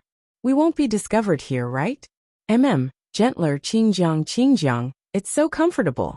This was a woman's voice. "Everyone's gone. It's so exciting to do it in the classroom. Dambi *tch, come out." This was a man's voice. Hearing this, Yun Jian's eyes narrowed slightly. TSK. She didn't need to look to know that the owners of these two voices were Wu Zhizhi and Shen Qingjiang. You're tuning in to the Li Mei's Sword of Destiny YouTube channel. We're so grateful for your support. And don't forget to subscribe to join us on this incredible journey through captivating stories. Your generosity through donations truly makes a world of difference, as it's the primary source of revenue that allows me to expand and enhance this channel for you. Thank you from the bottom of my heart for being a part of this adventure.